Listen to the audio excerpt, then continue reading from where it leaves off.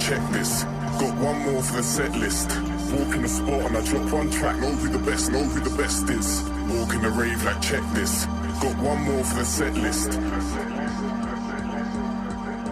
Tell me what's going down. I can't stand it when you're so shut down. But now I want more. Now I want more. Now I want more. Now I want more. Tell me what's going down. I can't stand it when you're so shut down. But now I want more. Now I want more. Now I want more. Now I want more. Tell me what's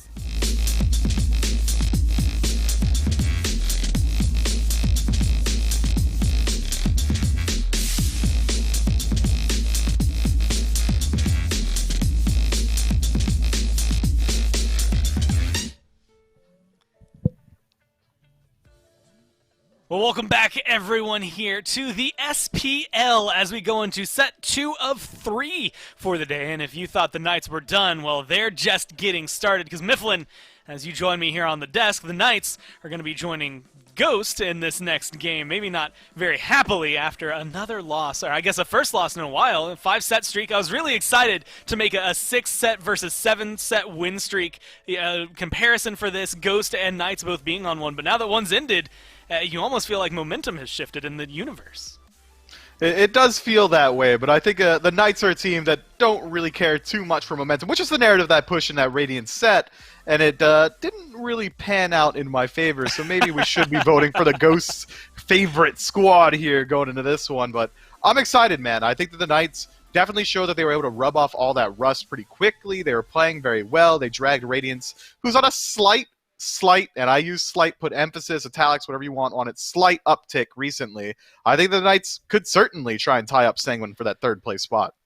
Well, you have to watch out for the Knights because last time they played Space Station, they were the second team this phase to be able to take them down, their third loss this phase. So they have at least one example of them being able to take down a top team in the past, and that's something that you have to be, I think, perpetually worried about. But then if you instead look over at Ghost, the 2 times they've played so far this phase, it's been a 2-0, and if you look at that last game as maybe a good example, because Benji got to have some pretty good games, you have to look at the solo laner for Ghost here. I mean, you have to turn your eyes towards FineOK Mifflin because of what he's been able to bring for him, and admittedly what I expect out of him in this next set. Like, we're talking about what FineOK brings. It's the heat. FineOK in contention for one of the best solo laners in the league right now, potentially of all time. He's contending with the greats. I mean, this guy is bringing consistency to the short lane so often. He's playing gods like Nike. He's playing gods like King Arthur. He's able to control the pace incredibly well. And it seems like Ghost right now is very willing to play around this guy. How often do we see PBM over in the short lane at 6-7 minutes in, 3-man ganking, just trying to get FineOK ahead so they can rotate throughout the team fights and control the rest of the map? It seems like Ghosts know where they want to play, and it's there. And this might, rub you the wrong way specifically, but we've talked a lot about jungle diff. Even, on the weekly show, we were able to go through and talk about support diff. I honestly think there's a little bit of solo lane diff that's been happening in these last games. I mean, you look at Yarkor, you look at what Benji was able to do. The control that's coming out from these solo laners late game has been very impactful. And like you said, who brings it better than FineOK? I think, honestly, there's only a few that can go toe-to-toe with him and make it very interesting. And, well, we're going to have to watch one of those players come through. Scary D on the other side. We just got to watch him have a set. First game, not exactly what you would want. Gets soloed at one point. But otherwise, he was able to kind of pull things together. Yeah, Scary D is a player that I think is potentially the best solo laner from ahead. He's not nearly as consistent as maybe the Yarkors of the world or the FineOKs, but when he does have a lead, I don't think there's a single player that's able to push it nearly as hard as Scary D does. He's able to invade the back camps on his own. He'll solo a jungler on his speed buff, which is the most toxic thing on the planet. Please stay away from my speed buffs if you're ever in my game chat.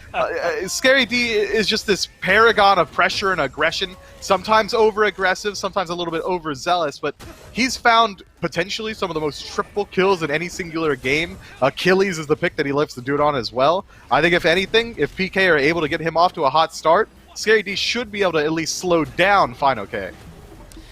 I was mentioning the win streaks earlier. 7-set win streak right now for Ghost Gaming.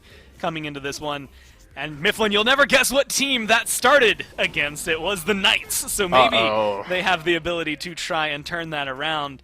But you also have to look at it for the Knights. Prior to this last loss now against Radiance, the last time they lost was against Ghost Gaming. So there's a lot of shuffles that can come through with this game. It has historically led and leaned one way, but we'll have to see if it's going to go that way. Do you think it is mainly this solo lane difference that is going to make the big cause for them, or are we looking just full draft, everything that can go crazy for the Knights here? And how much is that last set going to affect them going into it?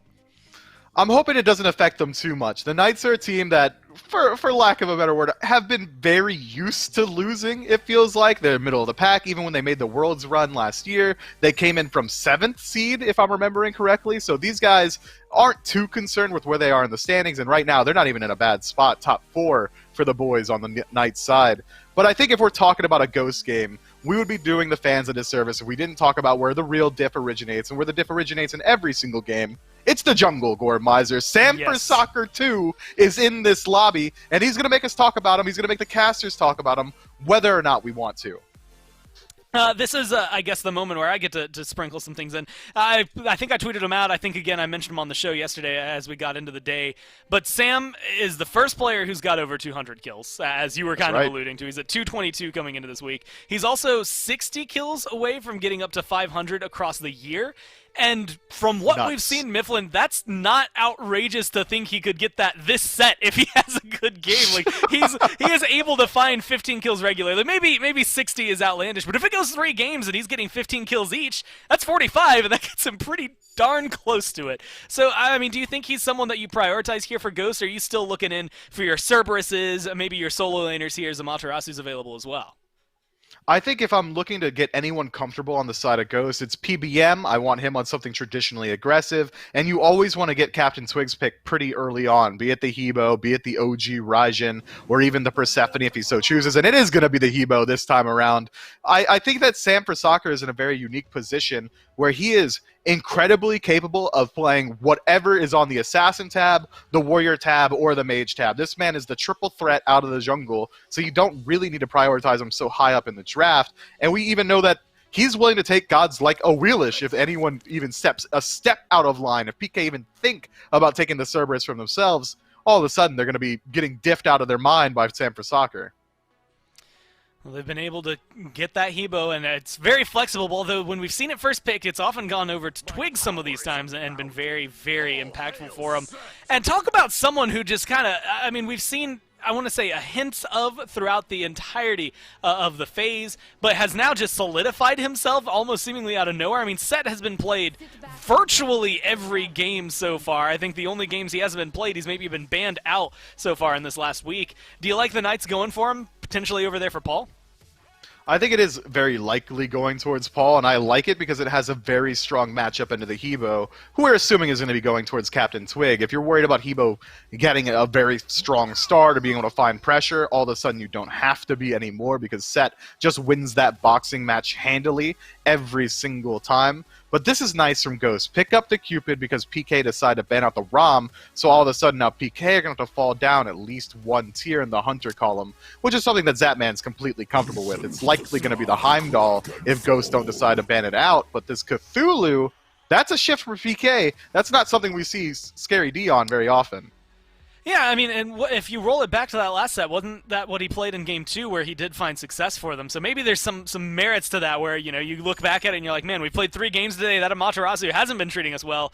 You know what, let's just not, like, let's just leave that one off to the side, lock in the Cthulhu and see what we can do, potentially, and maybe probably up against FineOK's Nike here, as he's been favoring that, as you had highlighted a little bit earlier. So a good composition for the Knights, maybe a little different for some of these, and honestly, you're not giving up too much in terms of this. Set's very flexible, and yes, Kuzunbo and Cthulhu are maybe going to be more streamlined, but you still have, like you said, Zap, as well as either Paul or Cuvo to pick for in this case. So a lot of flexibility that's coming out over there, and it seems like Ghost are going to choose to go against Zap in this case. Hachiman going to get banned out. Heimdall, you had mentioned earlier, one of his favorites. I would be surprised if it wasn't banned here, as it's Cerberus on the other side with the Wheelish taken away by the Knights, recognizing that Ghosts, they've got some pocket picks of their own.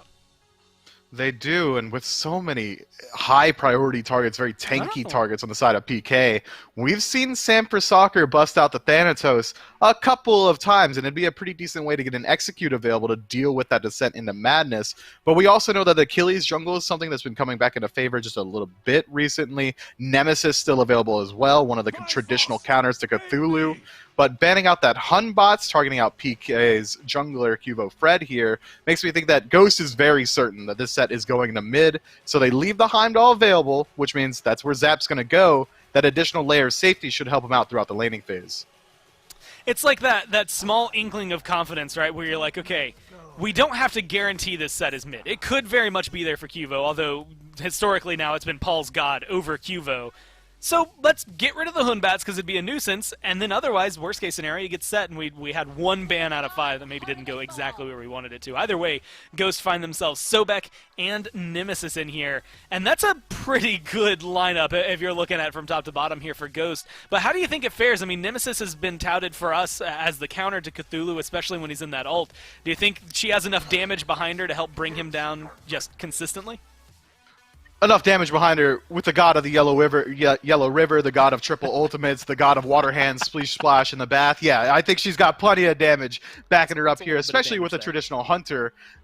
Cupid can be able to deal a lot of that with a kin size build as well. I'm worried about PK's draft being a little bit CC light. Kuzumbo is going to be the really only source of confirmable CC very often from PK outside of the Descent to Madness Ultimate, whereas Ghost have a couple ways to diversify their engage, be it through Sobek's Pluck or just FineOK jumping in and hitting 5 people with a slow, Fields of Love from a range, or Nemesis slowing someone down to pick him out from a range as well. I think PK need to win out early. It's going to come down to how well Paul performs on this set to see who sets the pace. Well, I can't think of a much better warm-up than having 3 competitive games, especially one of them going 51 minutes there against Radiant. So you know the Knights are coming into this one hot. The question is whether or not Ghost can keep up at the very beginning, so we'll have to find out here in Game 1. Thanks so much to Gormizer and Mifflin on the desk. Joining me on the cast today, my name's Hindu, man, if you don't know, by the way, is the one and only Aggro. Aggro, how you doing, dude? I'm doing well, man. Excited. We don't get to cast very often anymore, Hindu, so this should be fun. And you're married now. You're an adult, dude. Like, how does it feel? It feels largely the same. You're cooking more, you're cleaning more now? Are you cleaning more now? Has she taken half yet? No, she did ask to sign a prenup, and I said no, because I'm in it to win it. You know what I mean? I'm I'm right get through in the there. early days, right? And she earns the money, and then we get the money back. I'm doing the same. And you know what they say about school teachers, man? They make way more than they should. Everyone says that about them. So I think I'm in a position of power here. I'm in a good spot. Yeah, well, we'll see how this one goes, because honestly, coming into today, I was very excited about watching Ghost versus PK, because, let's be honest, this was Worlds Finals at the start of the year of Season 6, and with PK's trajectory as of late, they've been playing very, very well. However, that stumbling block we just saw against Radiance there, I don't know, that break seems to have hurt him a little bit, but I'm excited to see what Paul can do on this set here. It's been a great run for PK as of late, but I think that with the break, I mean, we saw what the break did to that Radiance team that was also red hot, and then they lost like 7 sets in a row. Now, PK's break much shorter than what Radiance had to deal with, and I think that does really matter quite a bit, but just being in the swing of things and ready to go is really, really critical at this level, because every team is so talented. A lot of it comes down to how well you play on a given day. I think not everybody is going to be up to their normal max, just having not been in the swing of things recently. Now, obviously, we've not really spoke about the picks and bans just yet, but it's Nike in the support role for PBM this time round. More often than not, we've seen FineOK piloting that to the solo lane here. Is that maybe because of the composition they've got here on the side of PK that we've seen this Nike support? Is it to try and protect the Cupid a little bit more in lane? A little bit. It's a little bit more guaranteed pressure, because Kuzumbo is such a good fighter early on, level 1, level 2. Once he pushes your support through the wave, it makes it a lot harder to be impactful. And you just have such a free lane with Cthulhu on this right-hand side. Cthulhu is not going to bully out really anybody at a high level, so Sobek is so strong whenever he can get into the laning phase and get out of it pretty cleanly, not worry about falling too far behind because of being out-pushed, and losing a whole bunch of gold to tower once the tower hits those minions. If you can get a farmed Sobek into your team fights, not only is he still bringing that same level of disruption and setup that he is normally out of support, but he's also bringing even more damage than usual, and he doesn't really need that much more damage to kill a carry all by himself. You talked about the pressure there in the duo lane, and Ghost actually found a bit of pressure and got themselves to level 3, a step ahead of PK. As mid lane, Twig was looking to base, as was Sam, but gets poked out for his indiscretions of a bit of a lazy back. It's still something that happens to this day, 7 seasons deep of lazy backs, as Neil now looks to try and contest the purple. The Kappa will do its work, but not good enough to steal it away. It would have been nice to see, maybe highlight real play that time round. But for now, I think my focus is really going to turn, well, I guess towards where we expect to see the first jungle presence here. Probably could be in mid lane, just because you know that either Paul is going to get a lot of pressure in mid and bring a lot of kill potential, or he's going to overextend and set himself up for a pretty easy gank, especially with his relic selection. A little surprised that Paul has gone for the Aegis at level 1. I'd anticipate that he's going to go Shell at level 12, because that gives him the best boxing opportunity up against the Nemesis. Getting an upgraded Shell lets him continue to get his damage off while getting a couple block stacks. That's usually what we see from set players.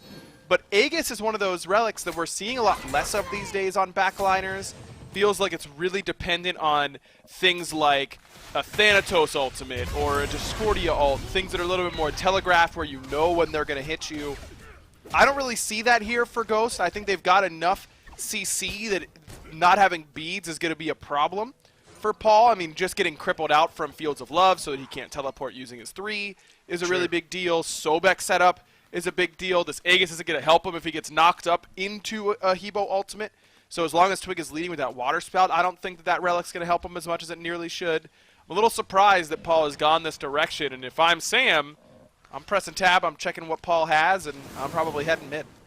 I'm definitely not against PK's composition here at all, but when I look at Ghost draft, I'm like, well, they pick Hebo, and that means Nemesis isn't good against Hebo because of that, but hold that thought, Nemesis is ganking towards Scary D, forces out the ultimate, but quickly back towards the tower at 4:20 in the game. No one's blazing it just yet on this Saturday, but we do see a rotation now coming through from Cuvo, looking towards this solo lane again. Blue buff being down for a moment or two. I don't think we're going to see a pick for now. Listen, I'm sure some people are blazing it by now, but not necessarily here on the Smite match, because Sam's a little bit too early on that ultimate. He needs to wait until Scary actually transforms, and then he could strip away a little bit more from him, but Scary's not going to transform while Sam still has the ultimate, so it really is just a matter of stripping away that Cthulhu ult. I do think that without Nem ult, there is still kill potential on the right-hand side for Ghost, if Fine can just displace Scary when Scary doesn't have that Descent into Madness. So in that instance, it is worth Sam's ultimate to trade 1-for-1, because now it sets him up to come back and gank again and just use Fine OK's displacement as the main kill tool. And it keeps the pressure on that lane a little bit, where Sobek is a little lackluster in the early game too, right? So we know that laning phase is going to be a little bit strugglesome there, so help him out early, keep Scary just guessing about the rotation. And now we start to see Mike and Neil start to rotate towards this mid lane now, see what they can really do to make an influence here for the time being. Checking in with builds, nothing too crazy coming through. Both runners with the Devourer's Gauntlets here. And Zap on that signature Heimdall, which honestly, he's one of the main pro players I feel like plays it most of the time this year, compared to a lot of others as the season's progressed. Definitely. During PK's win streak, he's played a ton of the Heimdall, and if your team's winning, then you might as well keep playing it, but Zap in a bit of trouble now. Well, he did take 2 ults for that as well, and keep hold of his beads, so 2 ults for 1. Definitely works out there, but an ult for an ult in mid lane, and Paul nearly lost his life as Twig's out of mana. PBM trying to get in range, but he won't need to, because Twig will blink in and get the kill. First blood to Ghost Gaming. Man, Twig does to Paul what Paul does to a lot of people. He gives him the moves on the Hebo. Beautiful knockup, puts him running behind it, because Hebo knockup will inherit your momentum and toss you that way, so it tosses Paul into the tower. Twig uses his ultimate really well as both a damage and a mobility tool, and then using the Paul tech, the level 1 blink on Hebo against the guy who started it. That's kind of messed up. I was going to say, bringing up the Paul Blink Hebo tech today, probably not the best idea, actually, after that first set, but we'll see how he continues on in this one. I think the Hebo versus Set matchup, though, is definitely a kill or be killed lane matchup for the most part, right? Like, it's really who gets the better of it. It comes down to skill a lot of the time, in my eyes. Agreed, and it's really a little bit of a weird situation. As Mike might have to use his ultimate here, knowing Fred still has his available, but he's not scared. In fact, Neil only able to escape with a sliver of HP. Wow. Yeah, Twig was really unlucky there. He just couldn't get the water spout in range in time to catch hold of Neil. But now the collapse from Ghost looking to punish, maybe find some buffs in the jungle. With the support going back to base now, this speed buff is exposed. And Sam and Fine OK are there to pick up the pieces. And on the left-hand side too, you can see where Mike's hovering now. Red buffs up, so that does pay off a little bit for Ghost Gaming there. And when you're going with something so risky as a set mid, when you fall behind, it feels like you lose not only the threat, and that's what set mid is all about, is that he always has threat to insta-kill you, unlike a lot of mages. When you lose that, you aren't bringing a whole lot to the table, at least until it's time to start taking 3v3 and 4v4 engagements a little bit later on, where you can dive a little bit more effectively. With Paul getting soloed by Twig in mid, it's really pulled the wind out of PK's sails. And what I was going to say about this matchup beforehand was that it's not what you would expect for Mage versus Assassin. Normally you would expect the all-in potential is better for the Assassin, while the poke potential is better for the Mage. But it's really the opposite in this matchup, because Hebo's range is pretty short, Set's range is good enough, and he's got a little bit better poke potential with Skewer than something like Water Spout. But if you see this Hebo close the gap, oftentimes he's got enough damage to 100-0 the set more quickly than the set can 100-0 him back. So we're already 8 minutes in, and there's a decent gold lead for Ghost established now, but more importantly, level lead in middle. 2 levels for Twig over Paul at the moment, and this is just going to keep PK a little bit more on the back foot, I would suggest, of farming up and waiting for an opportunity to try and get themselves back into this game. Right-hand side, Scary D is starting to do a bit more proxy farming, trying to draw some aggro that way if he can, to release some of this pressure on the mid and Gold Fury side of the map. Supports me well though, Ryan. Obviously, magical and physical makes it different, but we've seen a Stone of Binding look for Neil Maher here, which is kind of standard these days. But then, one of the best items of Season 7, in my opinion, the Sledge, looks like it's being looked at by PBM. Both really good hybrid items. Neil's is a little bit more team-oriented, because that extra pen that you get from the Binding proc isn't just for him, it's for everybody, but Mike's going to get enough health, power, and protection to do his job. Gold Fury going down, and Heimdall will not be in range for Zapman as the right-hand side. PBM was also invading the speed buff at the same time. Speed doesn't end up getting away, does he? But he's still got his ultimate available here. Shield comes through, already on cooldown, leap down 2, and 4 members managed to bring down Polar Bear Mike at the cost of a Gold Fury and a speed buff. I mean, look, the mental damage inflicted by stealing speed might be worth more than the bit of gold he just gave up, but now Sam, no beads. No chance he survives that through the realms, keeps the CC chain going, and now PK all of a sudden, despite losing the objective, is up 2-1 in kills. Yeah, could look for a Pyromancer here, maybe blue buff coming up. You can see the pings spreading around on the map real quick to let them know there's a lot of action potential. Pyro is what's been called here as Juvo takes away those Harpies, but Twig is available to rotate round to this. This will take a bit of time. This mainly Guardian's not a whole ton of damage just yet. In goes Fine OK, as does Twig too. And the Pyro goes the way of Ghost Gamer, but Twig now under pressure. Mike coming into the pit, but can't stop Scary D on this Cthulhu, who's just whittling the health bar down one at a time, but Twig will at least take out Cubo Fred, and Scary D should lose his life at the tail end here. Nowhere to really escape to back to safety, other than, well, the safety of a Tier 1 and Tier 2 of the enemy team. And now it's Sam cutting down Paul in mid. No Aegis there to save him that time. Looks like he used it, and it still wasn't enough to get there. PK, I mean, you understand why they feel confident in that moment. You know, they'd just gotten 2 kills. They knew that Mike was on the respawn, so they didn't have to worry about him right away. Let's go towards Pyro, but no one's able to zone out. Fine OK, he blinks in and creates tons of space for Twig to just kind of walk up and set himself in the right position and ult back towards his end of the map and steal the Pyromancer all at once. No way anyone on PK can out-confirm a crushing wave on their side. And if that's the case, then you've got to drop the objective and take the fight. I feel like PK was a little bit too late in doing that. 4K lead already for Ghost Gaming at 12 minutes in. Well, maybe that can come back, though, because Twig is under a lot of pressure from Paul. The Kingslayer came through huge, and now with Neil here too, reinforcements of Sam need to scatter back to safety as Knights start to battle back into this game. Man, why is it taking so long for Set to be played? Do you see that damage? In what world is that damage okay, man? I mean, he just does it so fast, and it's so difficult to get away from this character. I'm loving that we're seeing more of him, whether it be in solo lane occasionally. Final K played it a couple weeks ago. You've got Paul playing it in mid. You've got Cyclone playing it in ADC.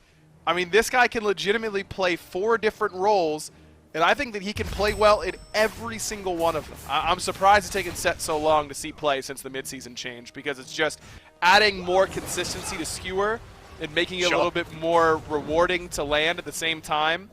It has really transformed this character into something that, where it used to be a little bit unreliable damage, now he has it all, except for CC immunity. That's the only weakness. I think the hardest thing Set's really got going for him, in my opinion, is he's physical and doesn't have much hard CC, right?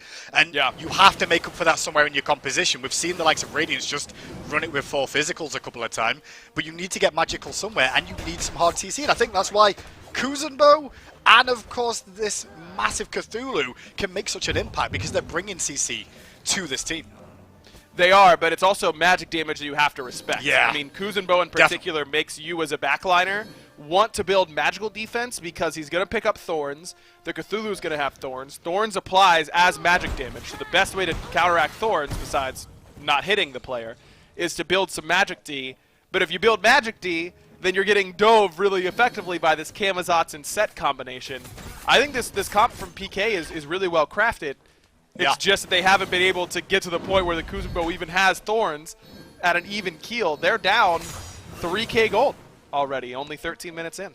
Good news is, though, Paul has caught up in levels on Twig in that middle area. There was a 2-level deficit at one point.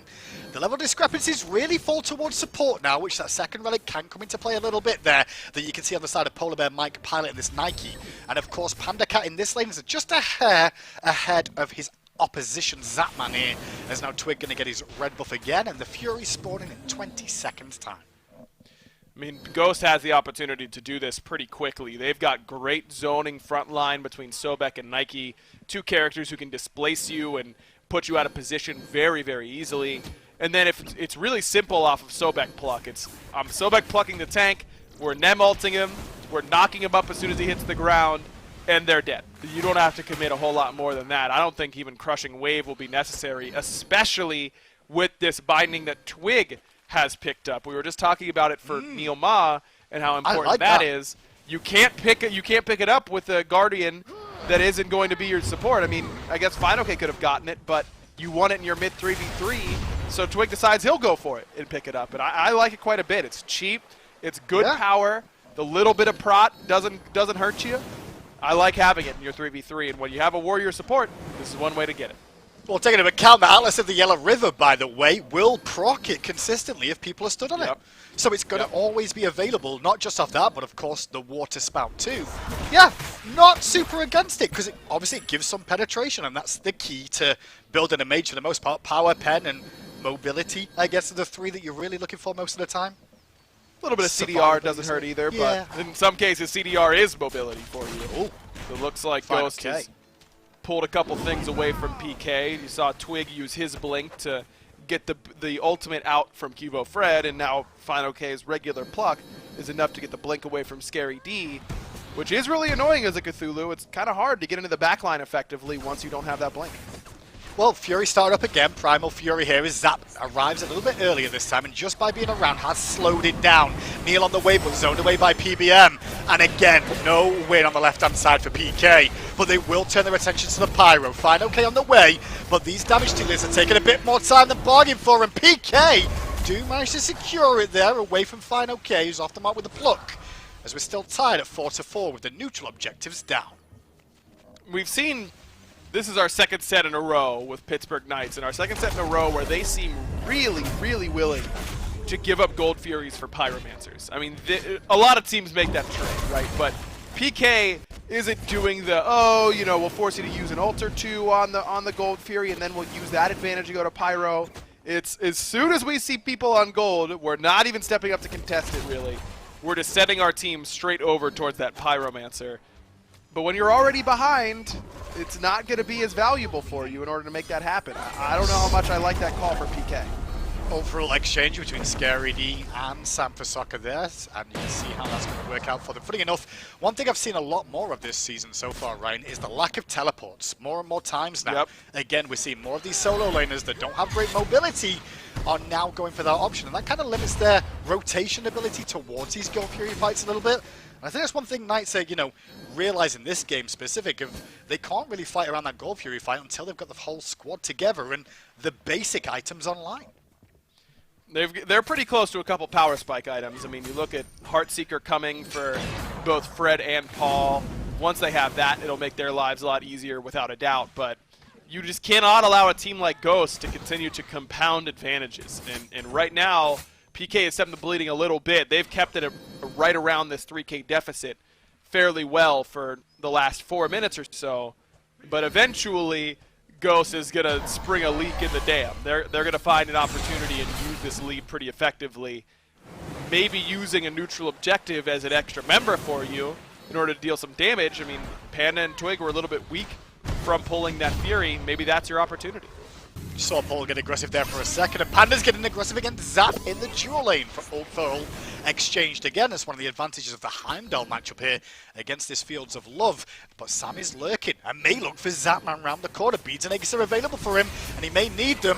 But first of all, he'll just use his little teleportation to reposition, and Sam's forced to dash through the tower. But reinforcements from Ghost were just in the area. Still only 2 members of PK here, and no reinforcements coming, and Ghost realize that. They're like, hang on a second, we can 2v4 over here. Fine's not even in action yet. Zap gets back to the tier 2, but now Fine gets the block and gets the beads out of Zap.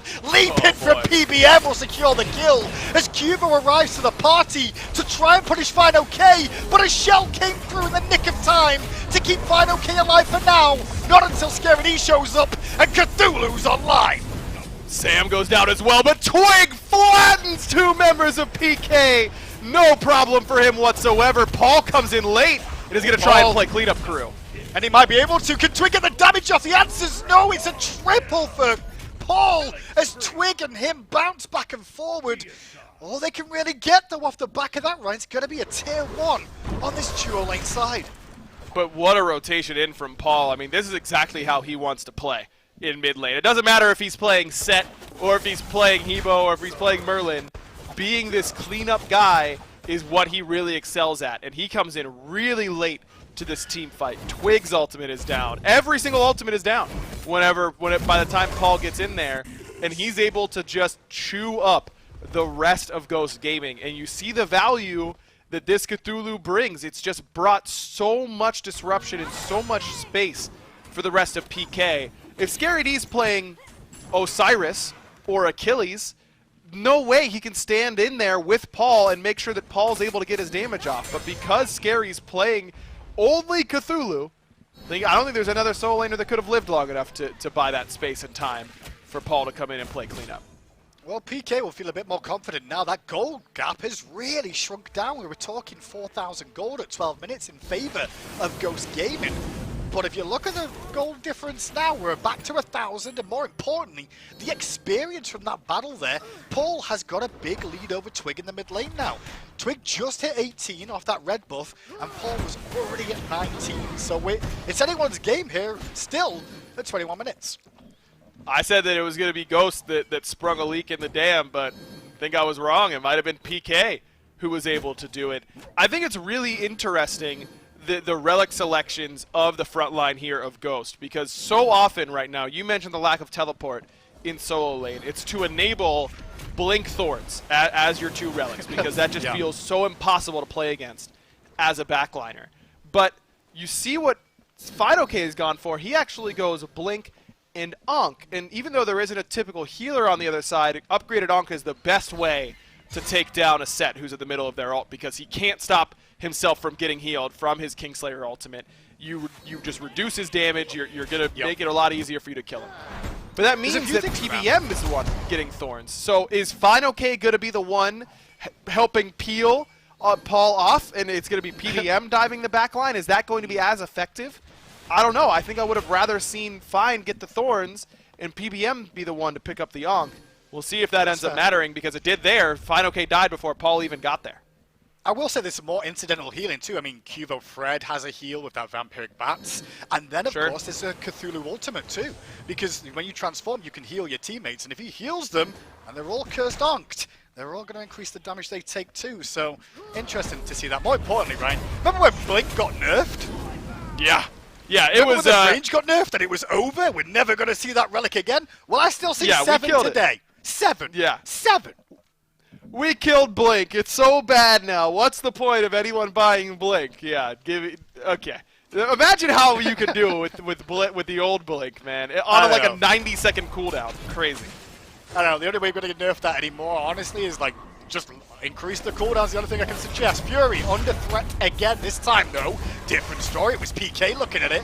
And Scary D gets forced back by PBM and Fine OK's presence. Panda Cat and Twig were on the way, as now they've defaulted here Ghost Gaming to send in Sampa Soccer to deal with Cuvo Fred jungler via jungler on this right hand side. It's a slight lead here so far for Cuvo, at least in terms of levels. He's in a position where he can start to be a bully in this matchup, because he just has so much time where he can deal damage to you, but you can't deal damage to him anymore. And Sam has not found a way to make this ultimate super effective in this game. I mean, I think that he's really wasted a couple of these ults. Remember that big fight on the left-hand side that we just saw a little bit ago? How it started was Sam walking in and dumping the ultimate onto Zap as he was in the middle of teleporting out using a Bifrost Crystal. If Sam still had that ultimate, I think that fight might have gone differently. If he can put that onto Scary D, no way he's able to survive long enough to help Paul. As we keep looking through builds too, the most interesting thing for me is Mike's choice after Sledge, really. I mean, Sovereignty makes sense, but the Caduceus Sealed, one of the new items this year that's been added. I don't know if it doesn't really work great for Nike herself, but it does help the team out in certain areas. I mean, Panda Cat a little bit, I guess with the Pythagorum's piece that Twig's got up as well, the sustain's a little bit more potent. A little bit more lifesteal, but look at this, PK down to already below half on this Gold Fury. Fine, okay, goes in for the plug, doesn't really find anything. He gets yeeted into the stratosphere instead. Fury's reset is now Mike forced to use that shell, the big ultimate, I should say. The shield came through, but it's not even going to be enough to stay alive. As Scary D picks up the pieces. Twigs in the back with Fine okay, though. Sampa Soccer, different story. A double kill for Scary before falling. Panda Cat takes his life, but can Ghost pick up the remnants? They've got a couple of characters alongside with Twig here. No blink available, however. The damage has been done. Fury reset, 2 for 1. But it's Ghost around the Fury still that could reinitiate. And only Cubo here to really good example of a fight where a support can do their job and die at the same time. But gotta make sure that Fred doesn't do that. There is no world where that should happen, Hindu man. Yeah. You can body block it. It's a Screech. It's not gonna one-shot you, man. Get in front of him. My God. Dude. It's Season 7. I still see lazy backs and I still see like an easy body block opportunity. Good job from Cubo Fred though to get PK that Gold Fury and give them the first lead of the game. It'll cost him his life, but now the overextension from Ghost is going to be punished. Zap takes out Panda Cat and Twig's going to ult away from a diving in Neil Moore. Thanks for the help, he says to Fine okay, but the slows were enough from the Atlas of the Yellow River to force Neil back. However, the Pyromancer is on the table, and that's just more gold potential for PK to extend a lead. The PK Pyromancer is what we should be calling it. They seem to get this objective more than most, but got to make sure that Mike doesn't steal it away. Hey, wow, that was kind of crazy, Hindu. Like, one person came up to contest an objective, and one person from our team just made sure that they couldn't deal their damage and zone them and use some CC, and then we got the objective. That's nuts how that happens. Here's the thing, right? We've seen this Ghost team play a lot too, so like those sort of mistakes just shouldn't happen. Like, you can't let teams get away with doing that. We've got to call it out in those moments because, you know, it's a skill shot with a Kamazots that just stole a Fury. Are you kidding me? You guys were in the World Finals last year. Come on. Well, hey, they lost to this PK team, but they've looked so good this year. I mean, they're too soon. You're the one who opened it with that. What do you mean? Yeah, you continued it, dude. It was you, not me. Okay. Yeah, you're right. Maybe I was kicking the horse while it was down. But look, the #1 seed in the SPL shouldn't be losing Gold Theories like that. And it really does bring a big boost to PK, who was down by a lot in this game. I think that Ghost are still in a good position to come back and win. but in particular, Sam has to find a way to get more value out of this Nem ult. We have not seen a Sobek pluck on a frontliner into a Nem ult into insta-killing said frontliner at all yet Who's this the game. target, Part of that is because of Sam. Part of it's because of Fine. He hasn't been able to find those good initiations. Yeah, I think my thing is, like, where does Sam really go with that initiation of the ultimate, right? I mean, you relied on the Fine for the pluck. From my point of view, I mean, Nem's ult's probably best on a Cthulhu that's ulting to try and reduce his tankiness, or potentially, you know, onto this Kuzenbo as well, to shred the protections and burst them down. The other characters, a little bit more escapable, a little bit trickier to deal with, Ant. Agreed, and I think that you can use those in those moments, but not having the CC set up there for him, he's just kind of using it at times where these players can still use their escapes after the fact. I don't know that you could really wait for the Cthulhu to ult every single fight, but you can certainly hope that either Mike or Fine is going to be able to jump in for you and get the fight started a little bit more cleanly. Well, right now the position seems to be around the Fire Giant side of the map. The Hunters are both level 20, so they're going to start navigating towards this right-hand side and ignore the duo. As you can see, that big old minion wave building up there. Someone will have to go back to clear that out on the left and get that free farm. But Panda will stay here on the right to make sure he's in a good enough position to protect or even initiate the FG. I don't think he'll be in a straight 5-5 as I see in mid lane. Paul got a little aggressive there for a second diving in, but got rewarded with a good old spout from Captain Twig. And Twig's build is really not what we normally see out of Hebo. No Soul Reaver for him quite yet. I don't know that he's not gonna be able to get it until he sells his boots or sells that Stone of Binding. But a pretty proc-heavy build, I would say. You're looking at this E-Staff trying to strip away some of those health and protections, giving him some health a little bit up against the set in particular, I imagine, is what he's looking to get this extra HP for, the set and the Cthulhu dives in particular. He's working on finishing off that Obsidian Shard, so once he has that initial water spout that should be, if everything's working properly, if you can water spout the tank right when they land on the Sobek knockup, you get an extra little bit of pen on that, makes it that much easier to kill that tank and make sure that you can start the fight 5-on-4, which is what I think Ghost's composition is really best at. Yeah, I was going to mention the lack of pen in that build, but he did just get that Obsidian Shard finished, so now he shoots up to 30% base, plus the 10% you get in your first ability from that passive too. So just keep an eye on Twig's damage in this next engagement as he starts to look for these tanks with the spouts, with the water hands, just to see what sort of impact he's going to make to that front line. Because in terms of magical defense, I mean, Scarity's got a fair bit, and Neil Moore's not too far behind with his option, although Neil Moore with a Divine Ruin there, that's an interesting choice, I'd say, on a Kuzenbo. But at the moment, it's all focused on Panda Cat from Scary D, and in a blink of an eye, Panda's back in the cage. Twig, meanwhile, could be joining him as the slippery slope of Paul dashes on in. Who's next on the list? It's Samba Soccer, who has to dash away, but he won't get away as Cubo swoops in for the kill. Zap will take down Sobek, and that just leaves poor old Nike to dip with a shield up as PK head to the FG. So, remember when I was talking about how hard it is to play against Blink Thorns as a backliner? What is Zap ever supposed to do to live in that scenario? He just can't. You just can't. There's nothing you can do when you get double Blink, double Thorns, double ulted by the Guardians. You have to rely on the rest of your team to get the rest of the damage off for you. You hope that you force a team to overcommit onto you, but that was not the case there. PK just got a pick so cleanly. Ghost was far too spread out. It's likely going to be a delayed deicide here. PBM, no ultimate, and Paul with way more than enough movement speed to catch him. That's really allowing PK a bit more of a window. Now they can push down tier 2 in a 4v5 for a little while longer now. Fury's up as well. And more importantly, I think the thing there is with Pandacat dying there, right? He did use his beads, and he did use a shell, and still disappeared that quickly. Yeah, and that's kind of leading to your point about the Blink Thorns combos. And that's why we see this Divine Ruin pickup from Neil Ma. Gods like Kuzenbo, they're going to put good damage on you, but oftentimes they can get you to 30% or so. You add in Flat Pen and power to that equation, he just outtrades hunters. Yeah. If he's got Thorns up, you can't kill him as a hunter because he will kill you first between Thorns and Shell Spikes. It basically gives him as much protection just in the force of offense instead of defense. I love it on Kuzenbo. Phoenix is 70% health as in from PK. Now front lines, waiting for an opportunity as the Nemesis hits onto Neilmar. And Neilmar was tanking too much. The Phoenix falls, but so does the support from PK. Feels all about from Pandacat, but that won't stop Scary D from transforming and peeling away his team. Maybe, though, Ghost want to give chase with the Atlas. That wouldn't surprise me at all. In goes Pandacat, trying to get in range for the Heart Bomb off the mark on Scary D. And Scary D should de-transform soon. But all the while, PK have found an opportunity on the left to at least get a Primal Fury. Scary's going to put out a good amount of damage on the back end. Watch He's out, here comes Fred and Paul from the left.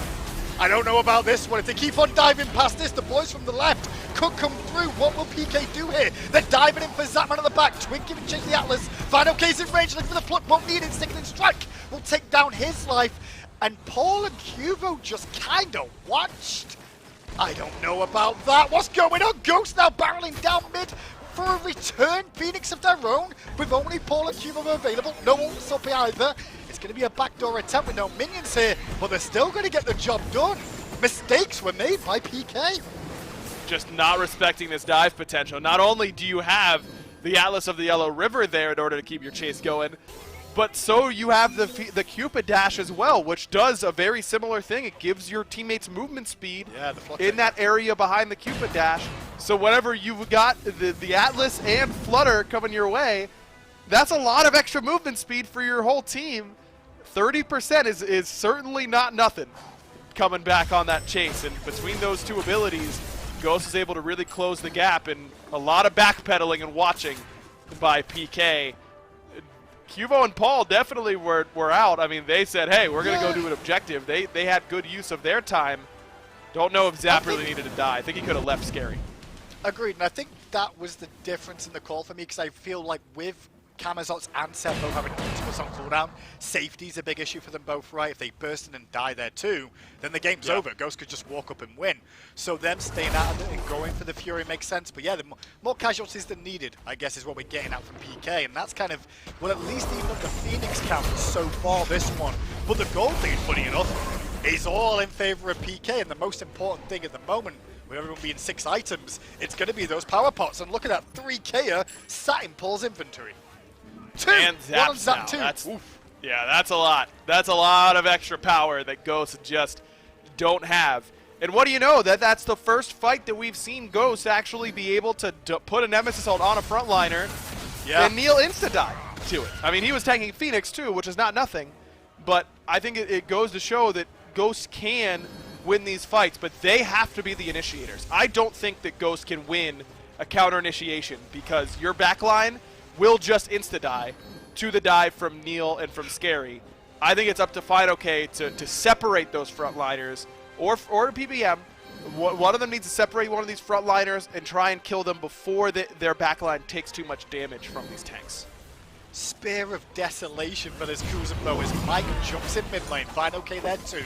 But can't really find the target he's after. Tell a lie, he got the beads out of Paul there, funny enough. So no beads available. Now Mike goes in looking for hunting Paul. Cuba wrapping around the back though as the field bluff drops down. Panda pushes forward. They were looking for Zap who fell away. Neilmar, different story though. He's getting crushing waved and deleted by Pandacat. But Cuba Red will at least take down Pandacat in trade. Scary's getting low and has to fall away. As Sam for Soccer is also limping. But on the back of this fight, it's Paul versus FidoK and Twig. And Twig finally shuts down Paul. Cuvo, no ultimate available, and the chase could be on from Ghost Gaming now. Atlas of the Yellow River gives a double kill for Twig, but I don't think they're going to find more. They may just look for the FG. I think they can probably end here, Hindu. I mean, they don't have Pandacat, which is your main DPS on something like Fire Giant. No ult. I don't know. This is close. It's close. Not a fan.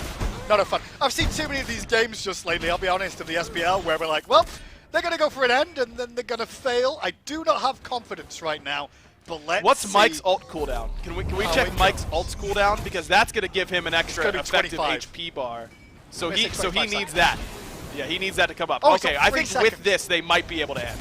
Well, let's find out. Mike leads him in for the time being, taking a ton of damage already from the Titan. Being wheeled down and CC immune up, but gets the shield off in time. FidoK's dead though, Neil gets the kill. Zap for Soccer's gonna die too. And I told you boys it was risky. You got too greedy for your own good. And now you got to for garters. And this, if these die, If Mike gets caught there, they could just turn around and end themselves now, PK. Yeah, What? no, I don't think so. Mike's going to die, but with both Twig and Panda Cat surviving, that's huge. And Mike's going to be so staggered here, it's going to take Paul a while to chase him down. That should just be EFG for the Pittsburgh Knights. I don't know. I mean, without the rest of their ultimates, I just think that Ghost had a shot, but it was always going to be a risky one. If PK misplayed, it's really easy for them, but that team's too good in order to just let a bad misplay happen to them in that spot. Hindsight's 20/20, but I wish it had gone for the EFG there, huh? I mean, when the game demoralizes them, I'm kind of okay with it being game 1 and they do that rather than like the deciding game. You know, if that was game 3 and they make that call, I'm a little bit more sus. But I get the idea of trying to do it in a game 1 of like, I think we can do this. And they had confidence, which is the main thing, and followed the shot call. But it doesn't hurt them too bad just yet, or does it? Because the FG is now around every member of PK. The middle Phoenix is dead again. And this right one could be up next. Should be 10 seconds still before PBM is on the respawn. I don't think PK should wait around for that to happen. Yeah, walk in and just get it with the FG. Scary, he's lost a third of his health. There is the full combo on Neil. Mar succeeds for the most part. Look, an ultimate from Sam takes his life. But PK do at least do some damage there. They get hold of that right-hand Phoenix. And then the game becomes trickier again from Ghost Gaming's point of view. Pretty easy there for Ghost on that. Just block a tank, them ult them, and they die. Especially when Neil has 2 pure offense items. I don't know that Ghost is going to be able to get as much off of it this time. This time PK has a much more uniform disengage. I like this call from Ghost though. I mean, you're in a 5v4 for 30 seconds. You have 4 out of 5 ultimates. You're in a pretty decent spot to make PK make a mistake and maybe end the game off there. Scary D and Cubo have their ults up right now. 20 seconds on Neil Mar. Relic situation isn't bad from either side. Looking at this one, is the middle Phoenix is already weakened, remember, so whittling down won't take too long if they can give Panda room. And he's getting it for a second as a blink from Sam to the backline. Looks for Zap, who forces him back to base again. Middle Phoenix down as Scary D transforms and starts to swipe away and heal up his team. It's Twig, the focal target, who runs for his life away from Cubo Fred. But the swoops, there it is from Cubo, will take him down. Who's next on the list is the question. The whole armada of PK are here, and it's Paul looking at the backline of Fine OK, who is very low, but not enough to get the kill just yet. Sam splits off to the left, and it looks like Ghost may get away. Tell a lie, Panda Cat got caught on the right, and Paul's going to catch Fine on the right too, and that's going to cause more problems. I think that's game. Look at this Oni fire wave coming in the right-hand side. Poor Mike can't get that done. No way. Sam's going to have to kill everybody here by himself to even have a shot. Well, another 40-minute game here coming out between Ghost and PK. And PK have had a crazy day so far already. Mike's not going to be able to end or save the game here, in my opinion. No ultimate available. Soon to be no life if he doesn't want it.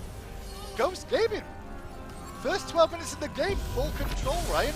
And then 20 minutes later, it all turns around.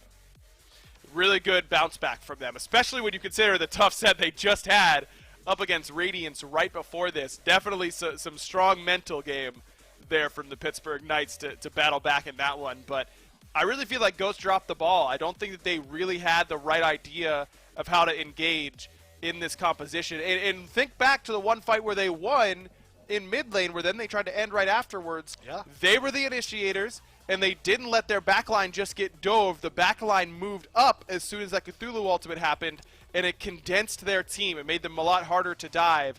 Every other fight besides that, the backline got too spread out and made it really easy for PK to execute their composition. It did feel sloppy from Goso, dropping a goal for you for free, and then that Titan end call didn't work out either. Ghosts have got improvements they need. Can PK close it out though? We'll find out after the break.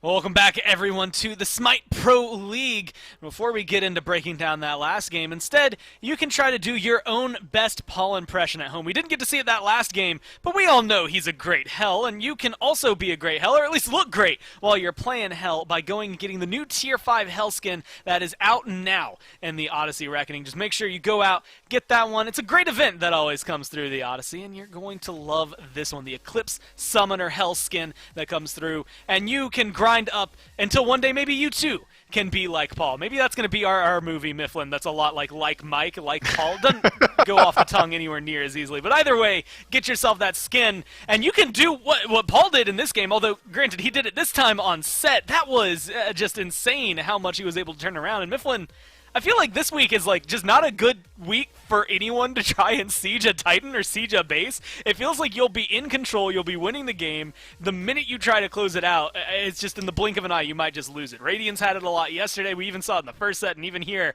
it's just unfortunate for Ghost. They're not able to break through the Knights.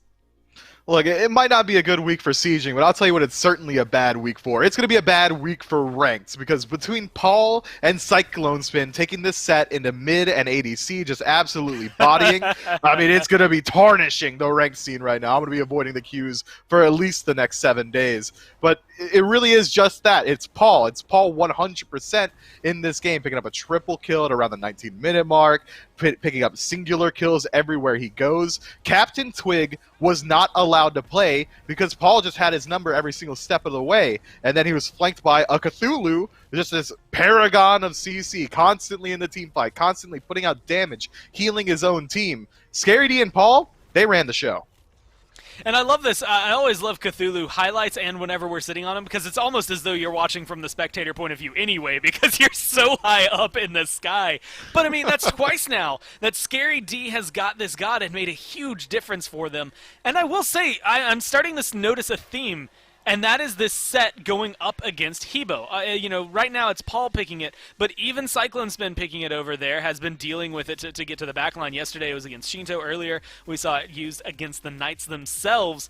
And so maybe something to be said about the way that matchup keeps going. Unfortunate, I think, for Twig. Still able to get 25,000 damage out there, but not enough to keep up with Paul, especially after that triple kill. I mean, shaky. 40 minutes that goes the distance for these two teams, and not the way you would expect it to start. Ghost Gaming, favored in this one, and it's always been a 2-game set. It's just always been in favor of Ghost. The question is whether or not now they can push us to 3, or if the Knights are going to kind of give the biggest surprise upset, I would say, that is potential this week in the form of taking down the likes of Ghost Gaming. We'll have to see that as we go forward into game number 2. Do you think a lot of what we saw in that game was draft, or was it just the great execution that the Knights were able to bring?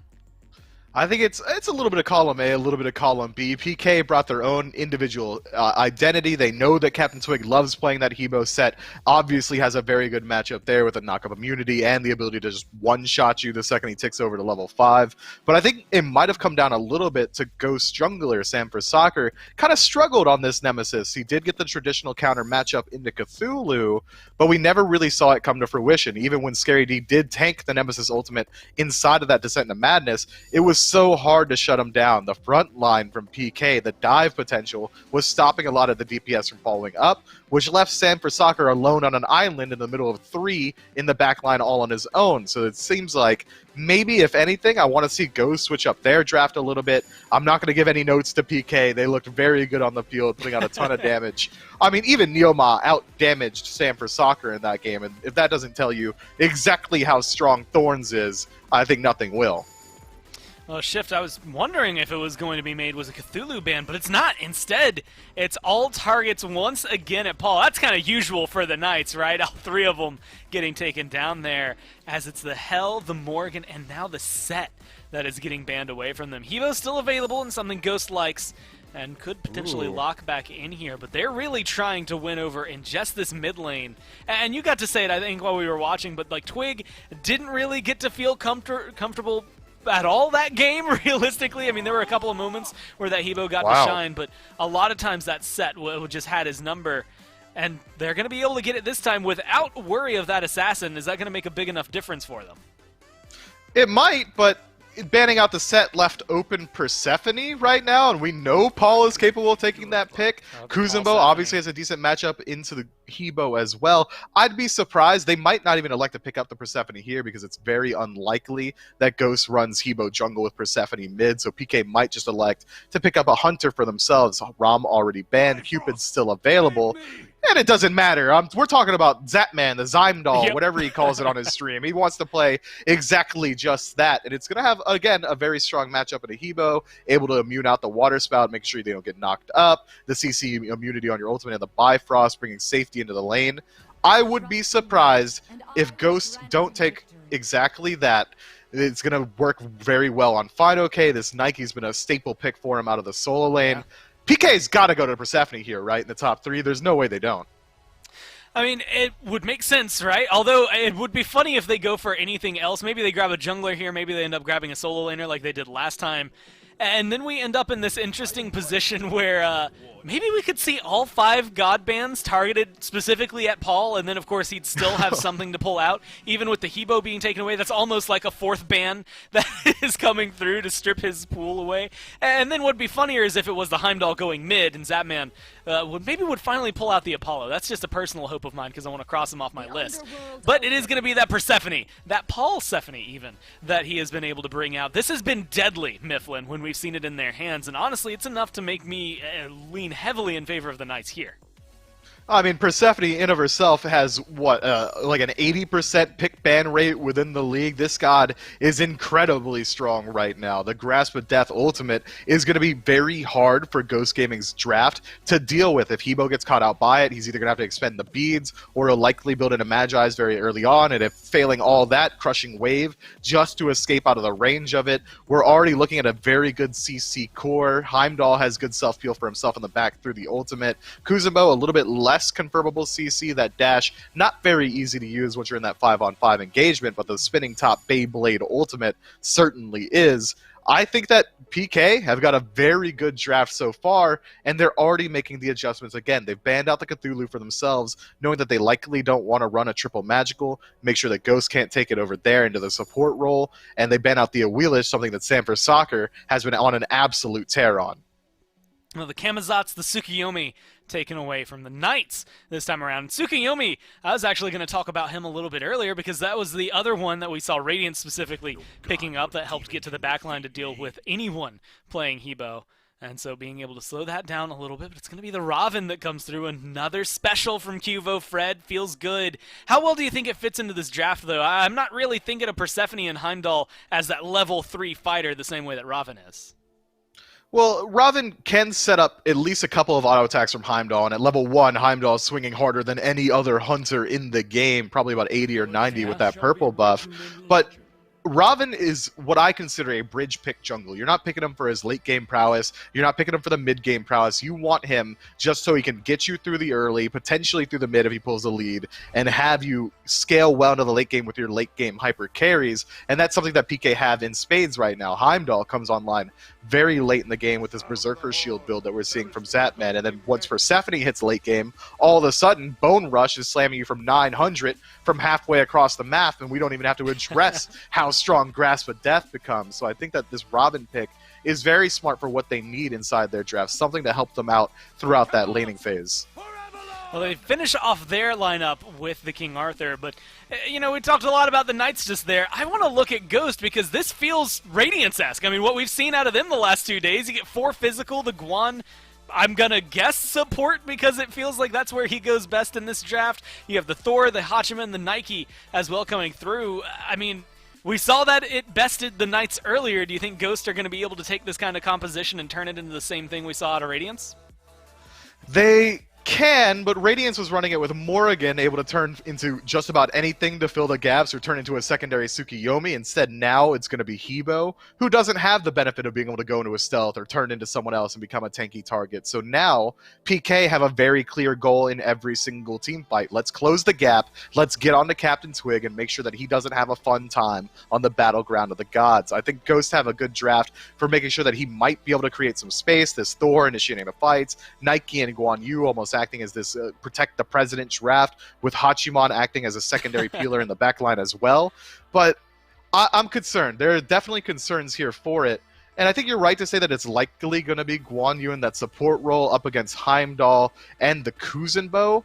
There's not really much that can stop the Taolu Assault coming through. So it could certainly work out, but it's a very high execution draft. But if anyone can do it, it's Ghost Gaming. They're at the top of the leaderboard for a reason. I think we owe them at least a little bit of the benefit of the doubt. Yeah, you say high execution, they say #1 in the league. You gotta make sure you remember that part. But the question right now isn't whether or not they can execute it, it's whether or not they can execute it enough to win. The Knights looking for a potential upset today. We'll have to see if they can get it here in game number 2. Yeah, good point of saying it there, Gore. Upset, because honestly, PK have looked good as of late. They've been on a bit of a winning streak, barring that loss to Radiance early today. Their last couple of performances have been on the up and up, but to take on Ghost and get in a spot to 2-0 them here, Ryan, I'm a little bit suspect on that being a possibility, because, I don't know, Ghosts have always felt like the cream of the crop this year. They've been the #1 seed, and the only team that's been close has been SSG, who Ghost has always beaten. So I agree. I think that's the right assessment. But it speaks to the level that PK has been playing at recently. I mean, only one loss in their first, their last 7 or 8 sets or something like that, and that was just earlier on today to Radiance.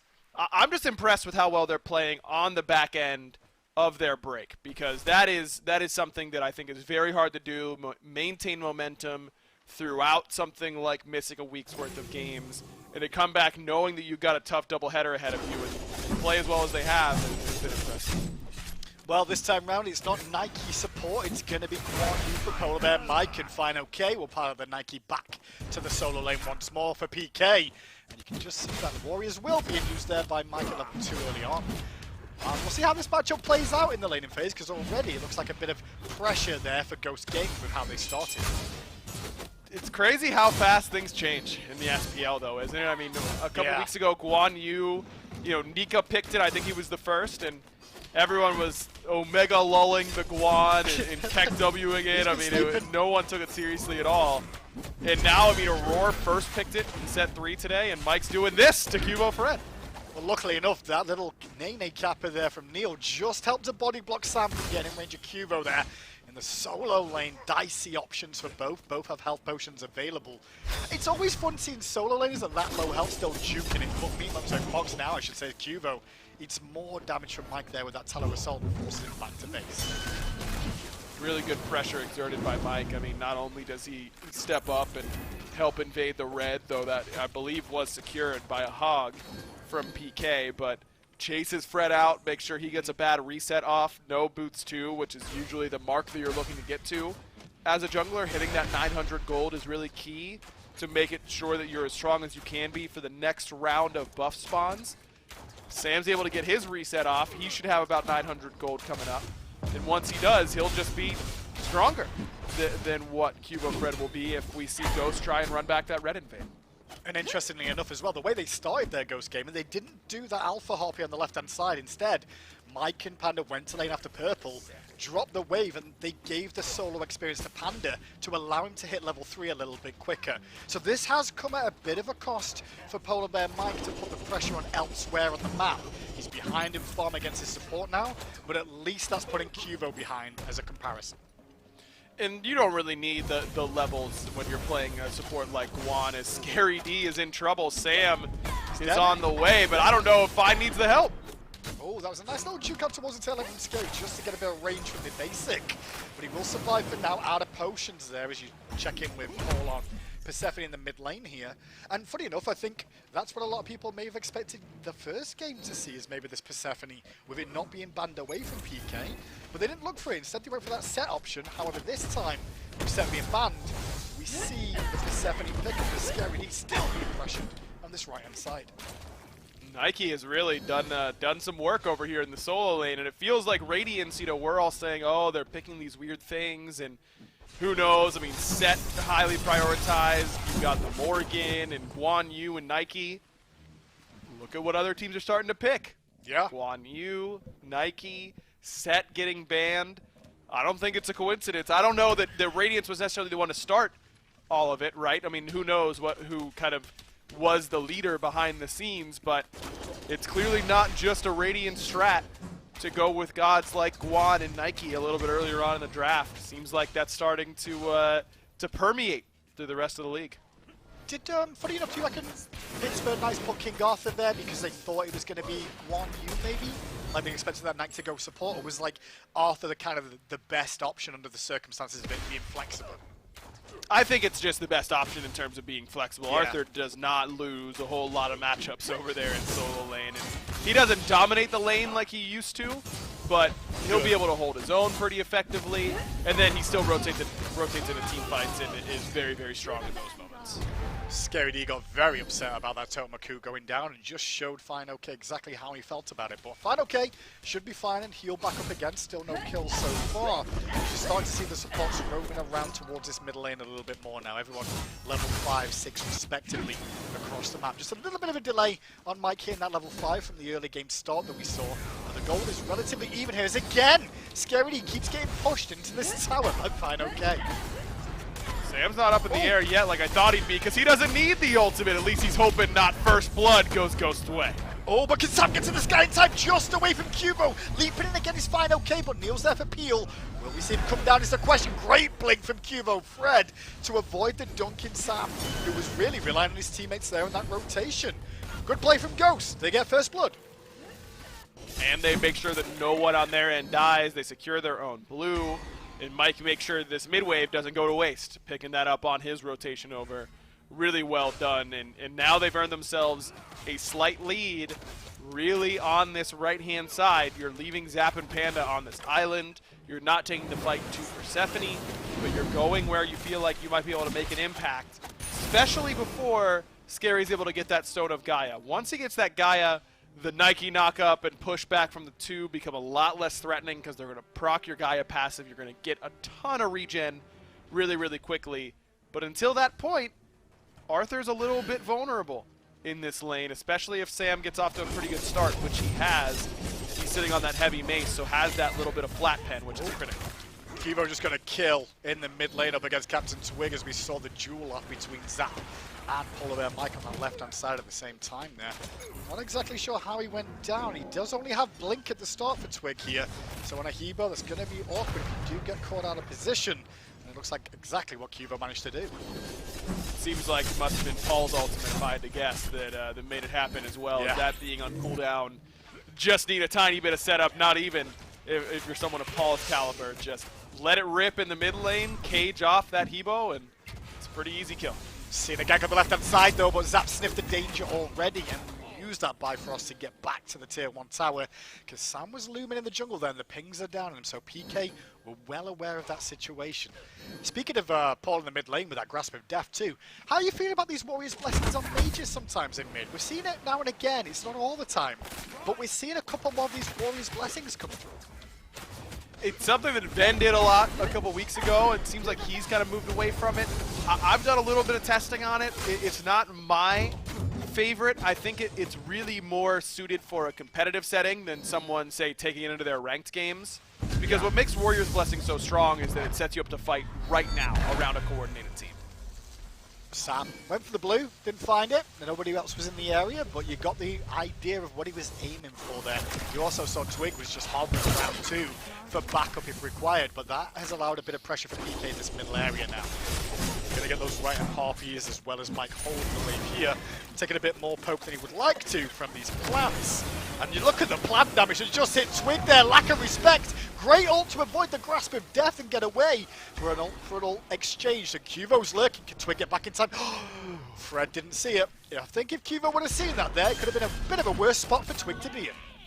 Yeah, I think a Blink Prana Onslaught into Mystic Rush right away would have gotten the job done, but if Twig then counter blinks off the blink sound, then you're in an awkward spot.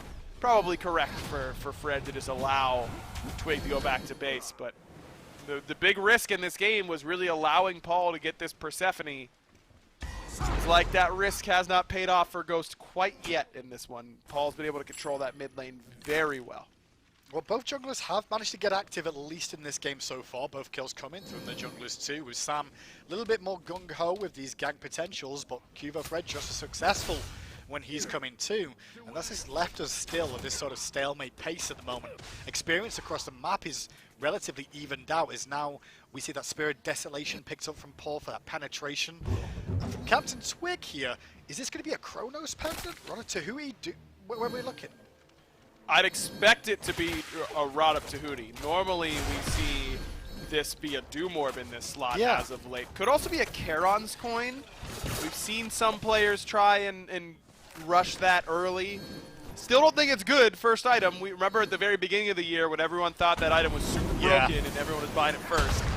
I don't think that's... Oh no! Sam and Twig don't combine well, but don't worry about it because they still get the kill. Twig has no ult now, and Scary D knows it, and Neil's gonna blink on in and make sure Sam can't stop the destruction of his mid laner. However, the up-down cavalry charge from Polar Bear Mike caused so many problems, and in comes Fine OK to slam the shield and take Neil's life. All Scary can do is spin to win and try and live away from the rend. He gets towards Paul, and the damage is done. 2 for 1, I believe, across that engagement. Sorry, 1 for 1 across that engagement. Really, really great dunk coming from Sam and then Mike on the back end, just making sure that you punish the PK members who are grouping up to dive Captain Twig yet again in that mid lane, knowing that they just have an opportunity to get a ton of damage off as soon as that ultimate is down. Bit unfortunate that they end up Ghost rather ends up overlapping some of their CC and the wall ends up blocking off Twig to make sure they can't insta-kill Cubo Fred, but at the end of the day, they still got Fred. It's not too bad. They end up trading the 2-for-1 effect. I was going to say, I think that might come down to Twig's been playing since the beginning of time of Smite in general. And once upon a time, thought wall had a shorter cooldown at this stage of the game. As in, it wouldn't last as long, that wall.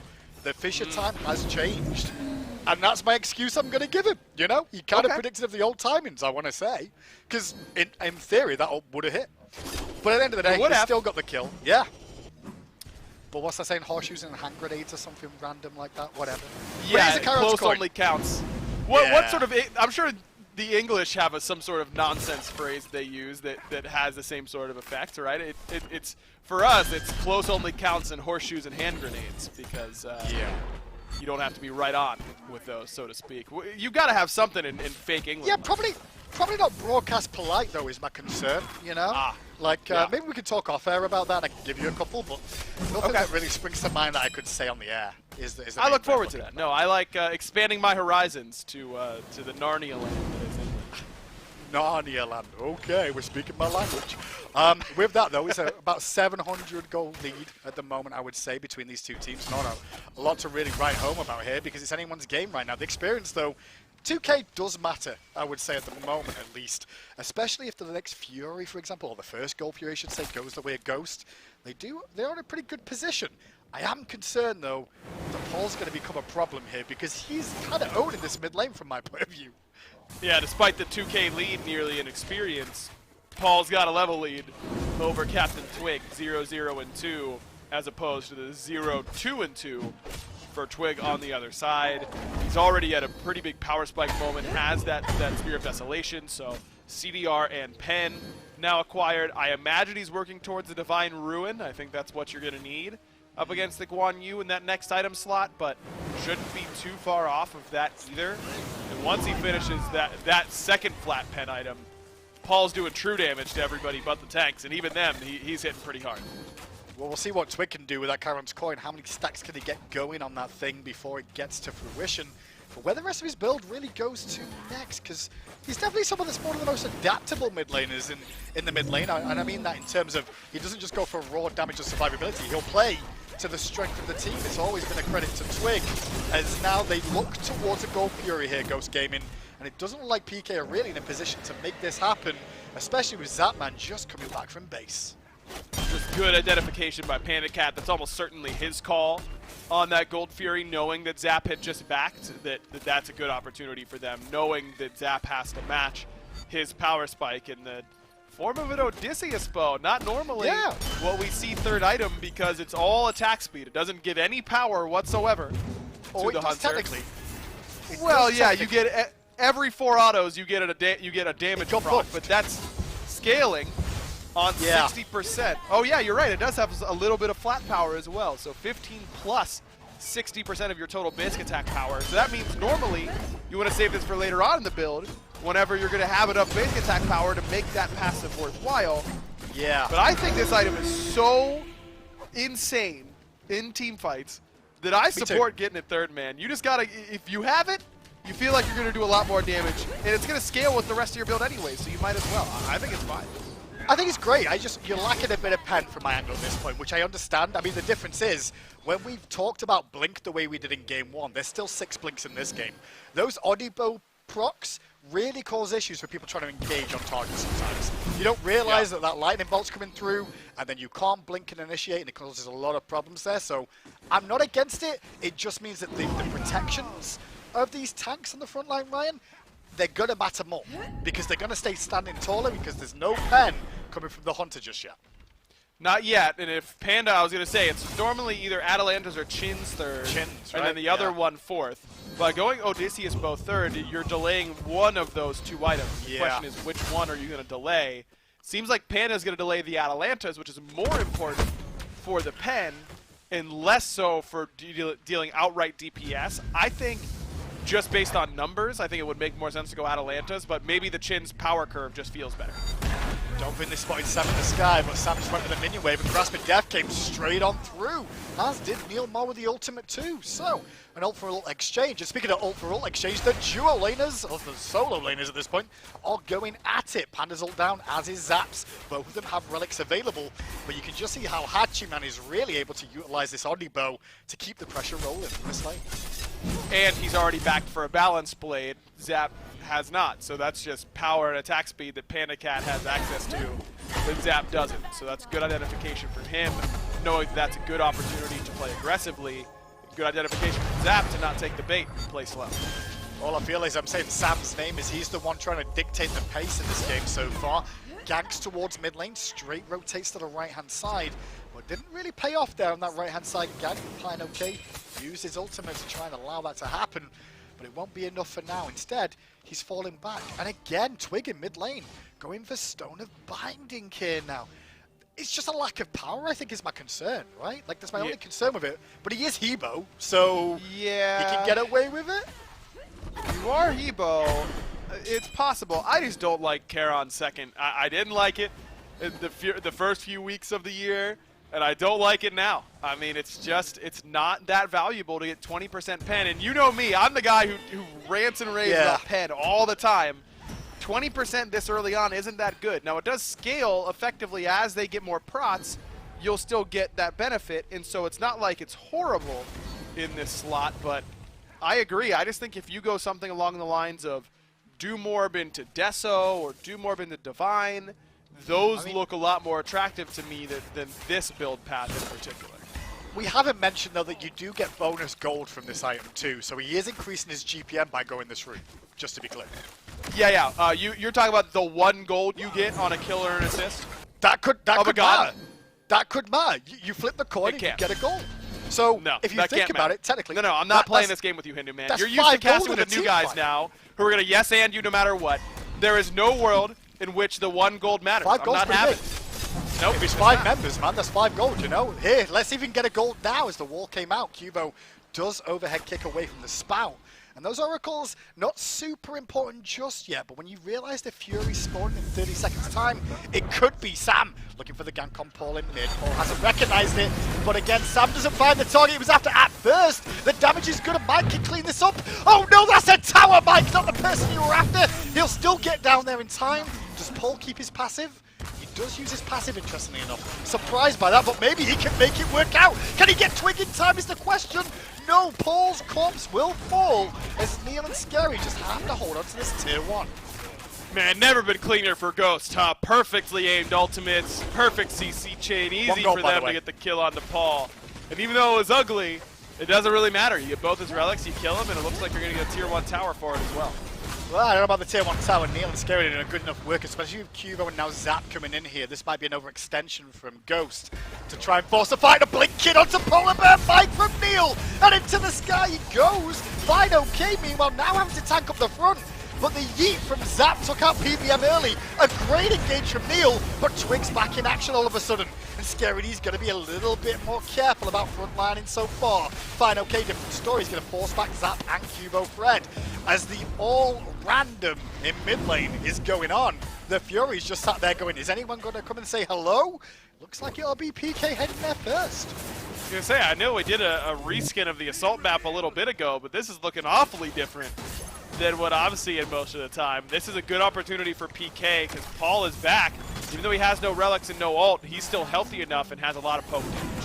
PK taking the time here, grasping death out, does hit the wall and catch on a Panda Cat, and the ult away from Twig was to survive. Fine, okay, has to leap over the wall, back to safety. Good wall hammer from Sam will prevent the chase onto PK, but all the while, Zapman's doing the Fury, and Sam to the sky, 4-5 man up, maybe, give it me, baby! Splinter win afterwards too, but he'll just get annihilated because the beads were up from Zap.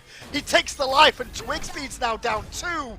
It didn't work out. It could have looked pretty though. Man, what a massive ult from Sam, and you just don't get paid on it. Not enough damage quite yet. He had to dunk that, right? He had to dunk that, and I'm like, in my head, I'm like, he's dead if he does this, but that was so pretty looking where you're like, 5-member Thorl? Yes, please. Yeah, no way you're ever allowed to legally not dunk that, and then you have to do the all-in combo. You can't just auto-attack and spin. You've got to throw the hammer to try and one-shot somebody in that moment. Sam does his job that he's legally obligated to do as a jungler. It's like when you're a solo laner and you've got to up-down when you get ganked and you have like a Bellona ult. That's just the rules. It's how you got to do it. But either way, Ghosts just get a little bit too greedy. Instead of taking their one-for-nothing pick and going towards the Fury and forcing a fight there, I wonder if it's because they felt like they used too many ultimates. They used both Sam and Twig and Mike's ults. Maybe they felt like they couldn't take a fight around the Fury if PK had showed up. Well, Twig in mid, forced to use his ult to get him. Oh, should be able to clean him up with a grasp of death, and does so. Thread the needle down. And with that pressure, they come up for this tier 1 in mid. You think about how Ghosts were pressuring earlier on, it's come back to haunt them now.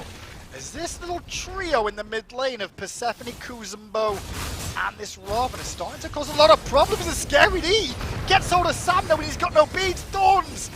Is it going to be enough? Not even going to need it. Slice to take him down. Another kill for Scary D. Man, this has not been Ghost's day, and it has been PK's. Things just seem to go their way. Paul does so much for this team in terms of picks and bans. You feel like you have to ban out every single one of his gods, and he still gets Persephone. Fine, okay, gonna go in early and buy a bit of time for his team. The damage is being done by the Fire Giant, but PBM on the cavalry charge, he got hurt more than bargained for, and Zap's now on a killing spree. Neil getting low, however, but fine, okay, still cut off from Scary D, who rotates back in. But I think that was good work from Ghost there, if I'm honest. Sure, they did end up losing Polar Bear Mike, but they stopped PK doing that FG. And they're really not down by that much. I mean, you look at the point of where they are in this game. Yeah. They're down by less than 1,000 gold. Experience is scary in some areas, but it's great for them in others. I mean, Paul's off to a massive lead, but Panda Cat's already sitting at level 20.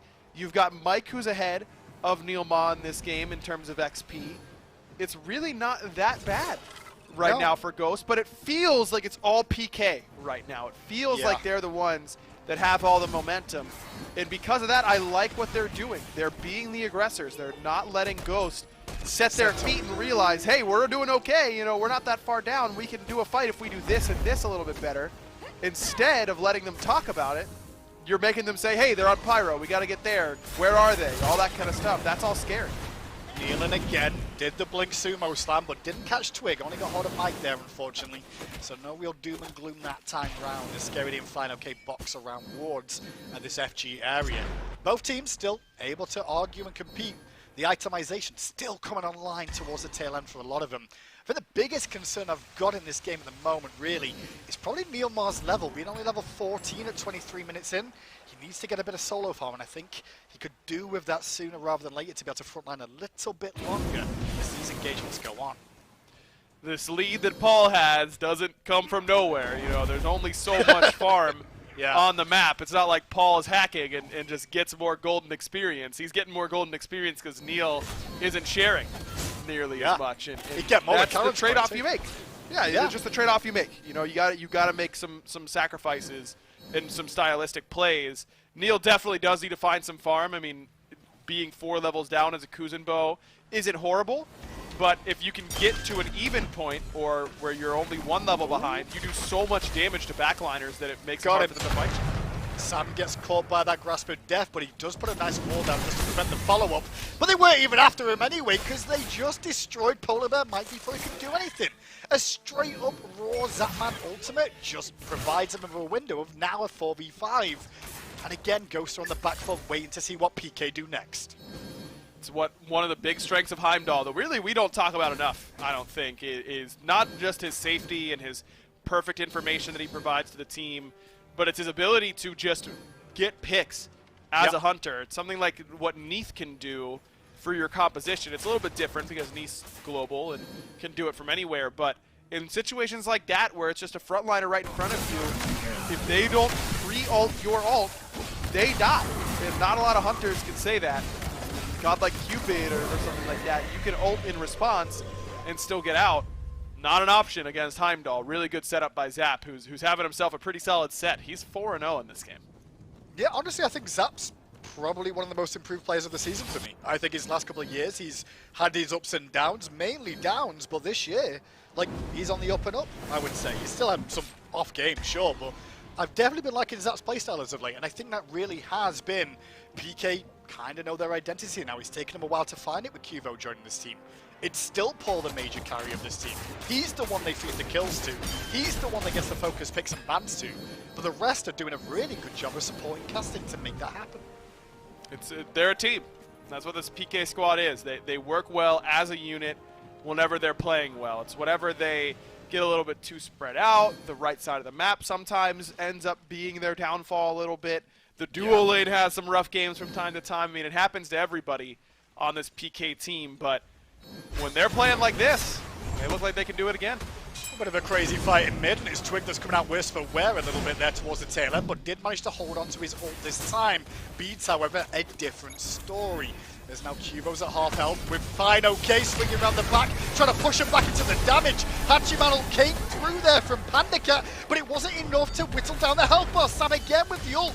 Can't find it, but the spin will secure. Walls off Paul, who's next under pressure. Scary with a good stun to at least heal for Paul, but Twig turned up to make it even. Fine OK finally falls to the power that is Zapman, as now Twig, who's used everything to get in there, ends up back in the fountain too, and Neil Mar still had Blink to pick up Pandacat. Only Polar Bear Mike remains on the side of Ghost Gaming, as PK turn their attention to the FG.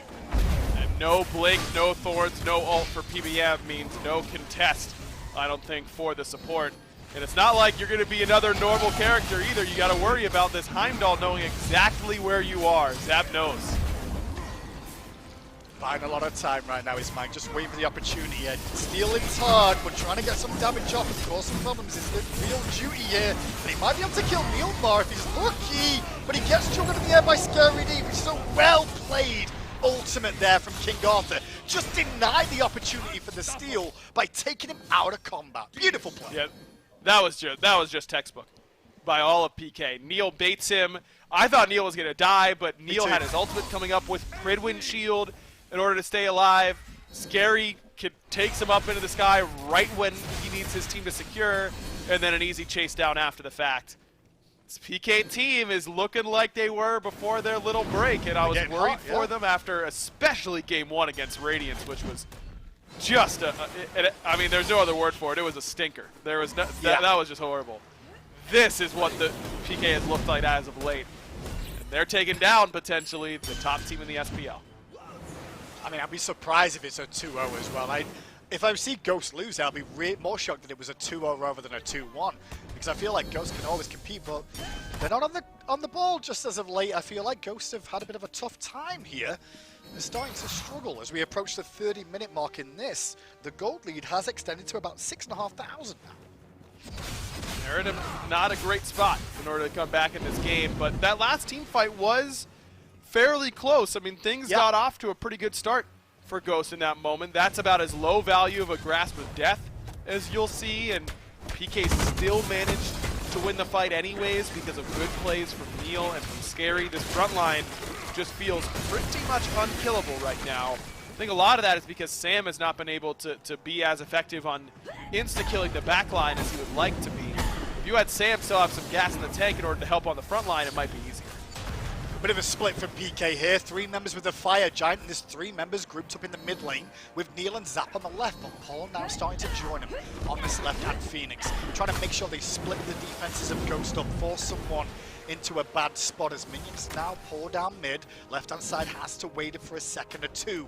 Paul rejoins that middle area. Fine, okay, he's already chipped down a little bit in health so far. Paul's great poke damage, and Fred can pretty much just waltz in alongside Scary, though Zapman's been forced back on the left.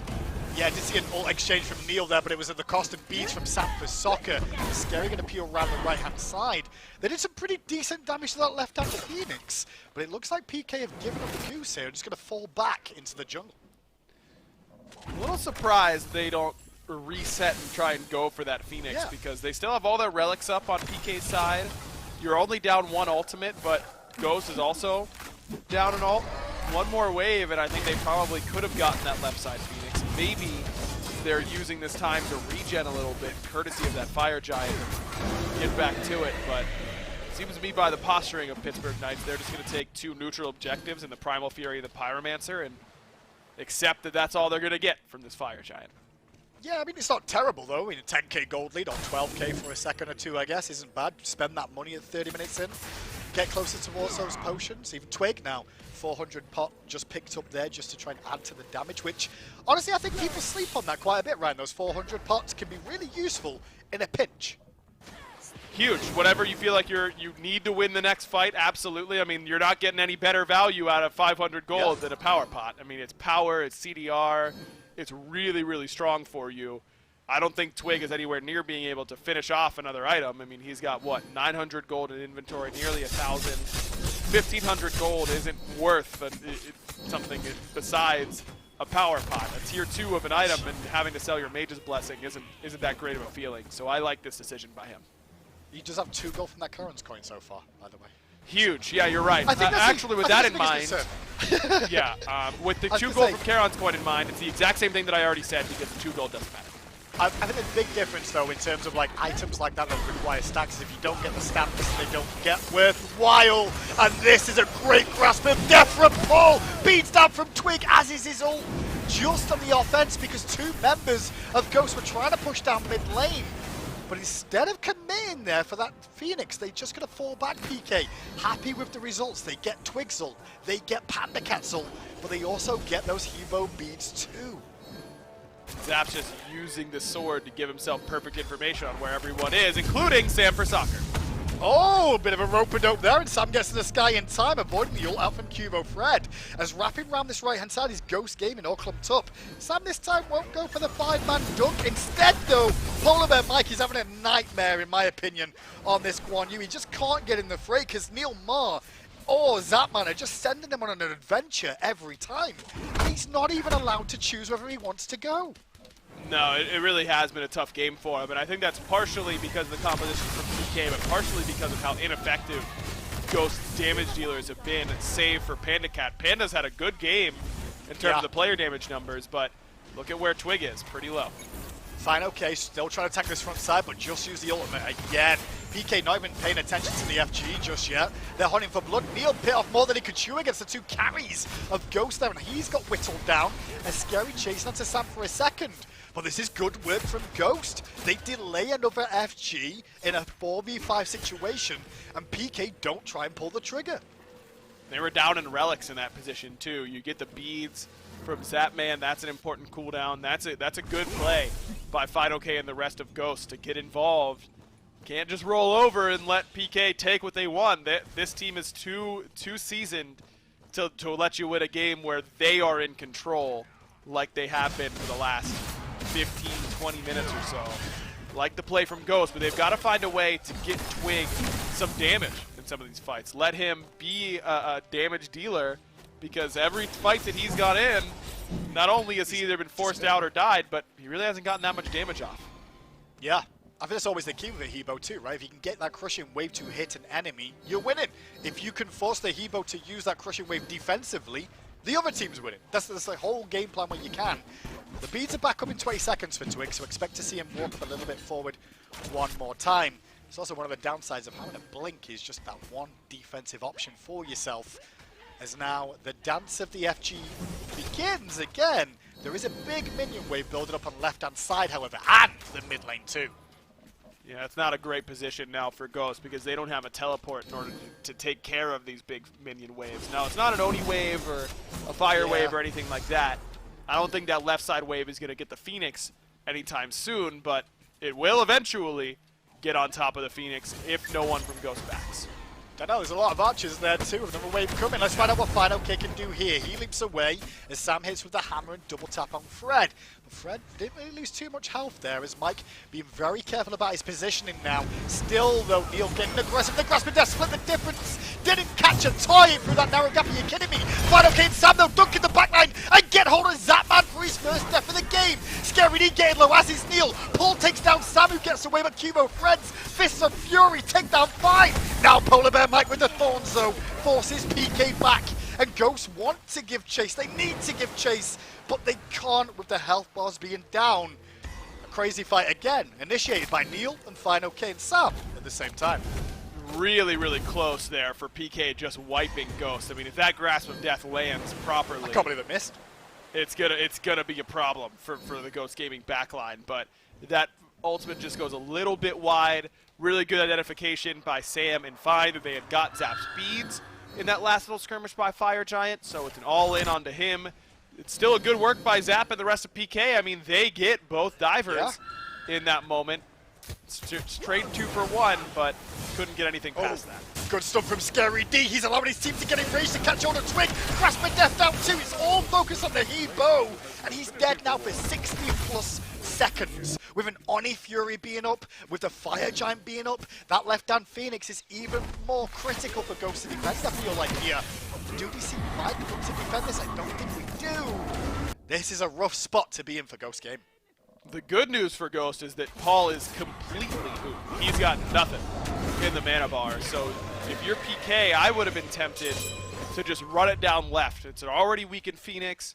You've got a 5v4. Your relics are looking much better than your opposition's. I think if Paul has mana in that spot, that could have been a siege opportunity for PK, but Ghost do a good job of pushing out that left-hand side. Paul has to reset, and that kill on the Twig matters a little bit less than it could have. Just keep an eye on Paul's damage again. He's at 25k, just under player damage, but he just picked up that Elixir of Power, which we'll see what he can do. Neil splitting the difference again, trying to isolate people, and it's Sam that was the target, taken down by Cubo Fred, who's now on a killing spree. Panda Cat forced to ult defensively. Polar Bear Mike forced to ult defensively. Fine OK forced to ult defensively. Can anyone be offensive on Ghost now? No! PK are just not allowing it. They aren't. They're too strong, sieging forward, but they only get 1 kill. Twig still has ult and Blink coming up. Just gotta make sure you don't fall for the trap. Scary, you're gonna blink in, look towards Twig for support of Paul in tow. The rest of the team were heading to Fire Giant, but Paul and Scary went, no, let's try and get ourselves another kill. And it was Captain Twig that fell. No beads for him, and Scary continues to be a monster in these fights. He's had a more quiet day than the rest of PK. I mean, even in the games where PK was winning against Radiance, I thought Scary looked a little bit more shaky, but today, or excuse me, in this set, he has looked far, far stronger. The Cthulhu in the last game was critical in setting up PK for success, and in this King Arthur game, top of the player damage charts, has set up how many fights for this PK squad. He's been fantastic. Right side Phoenix took literal seconds to go down as Cubo Fred in the mid lane trades that position there with Sam for Soccer, but he's got Neil more in tow with his Kuzumbo again that has been initiating all the fights for PK. Middle Phoenix should fall as Scary takes Panda up and down. Panda has to be deep to run away again as now Fine OK trapped with no ultimate and no life. PK got a 2-0 Ghost there. I did not see this coming. This team stays red hot despite a loss to Radiance. I think it speaks to how well Radiance played in their set up against PK, that they were managed to take a game off this team. Well, I'll see what could happen at the end. I thought maybe Twig and Panda could have done something, but not enough to defend at that Titan there. 38 minutes, 23-7, and Pittsburgh Knights come out on top. I think they've been playing well, PK, lately. They went on a pretty hot streak, barring that Radiance that we just saw. I am still shocked that they took down Ghost like that. I don't think a lot of people got that vote right. I know I didn't, that's for sure. I lost some points there in the client, but overall, man, I think you got to give credit to this PK team. Obviously, Ghost did not come out and play their best Smite today. I thought Sam was much more lackluster than he normally is for this team. Twig struggled this set, and Mike certainly had some struggles in Game 2 in particular. But overall, I don't think you can put this blame on Ghost's feet. I think you got to give credit to this Pittsburgh Knights team. They're for real, man, and they're getting hot at the right time. Completely agree. Ghost played okay. PK just played better. We'll find out what PK can do at the tail end of the season. But for now, we're going to go to a break before the next set.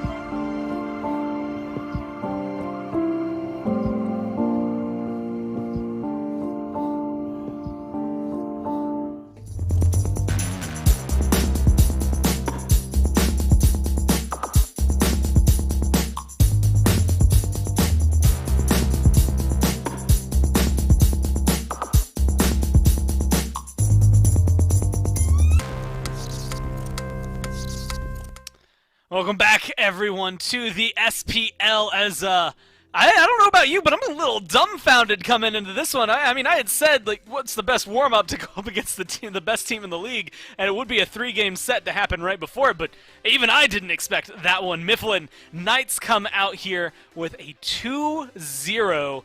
Everything is upside down. Nothing makes sense anymore. The league, I guess, is just as competitive as we always try to make it sound. It truly is living up to that standard. And the win streak for Ghost Gaming is gone. Knights have taken down SSG and Ghost. I think it's a circle. Everyone can beat everyone.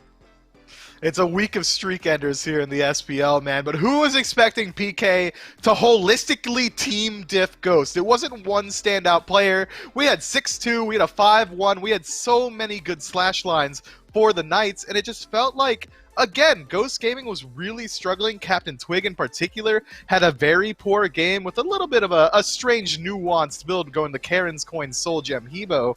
But all in all, every single individual piece of the Knights was performing here. Paul puts out buco damage. Scary D creates more space than just about anyone else could have. Zapman as well goes nearly undying. I think he only drops one death in that game as well. It just felt like Ghost Gaming was off today. Man, and you know, that's actually the last time these two played. It was later in the week. I think it was on a Sunday, but the Friday we were talking the same thing. I mean, they got 2-0'd by Renegades that week, and that was this was the turnaround for them, was beating the Knights. So maybe just another one of those off-putting sets that comes through, but also means, again, when you're looking at those top 2 teams right now, this loss means even more because it comes through for them. That was maybe the advantage Ghost had over SSG. Now they're both losing to the Knights in the last third of the phase. Impressive, I think, to say from the Knights. And, you know, there's a lot of people to highlight here. I think literally everyone on the Knights had a good-looking game and made an individual play at any moment. But I got to give some huge props to Zapman because he's had a hell of a day. I mean, all 5 of the games, he managed to look solid every single time. Even when he was losing, he would still have a great KD that came through, so he was able to hold his own. I think there's maybe one in there against Radiance where he doesn't look as great as all the others, but just phenomenal from them. I mean, from top to bottom from the Knights. And this is going to lead me to the next question, which is just, what now? I mean, what do we expect? Nobody's vote, I think, was here in favor of the Knights. So what, looking forward, like, you lose to Radiance, are they still on a hot streak, or are things going to be shakier for them just against these top teams? I would say that the Knights likely are still on their hot streak. Bouncing back against Ghost, I think you can't call it anything else besides a hot streak, right?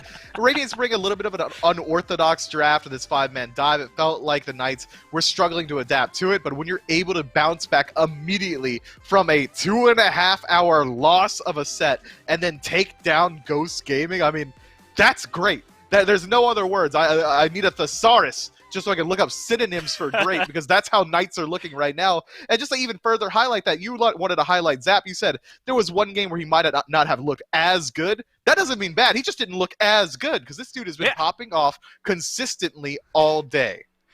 I mean, yeah, the man's a 9 out of 10 every single time you see him, and then the one time he's an 8 out of 10, it's just like, oh no, 1 point off, how dare you. Either way, you said it was a week of streak enders. Maybe gives us some hope tomorrow for Radiance versus Obey, but we have to talk to today's current streak enders, Knights, who just took them down. We got Neil standing by to figure out how they're feeling. We do. Thank you, Gormaz and Neilmar, joining me from the PK Gaming House. Neil, how you doing, sir? Good, how are you doing?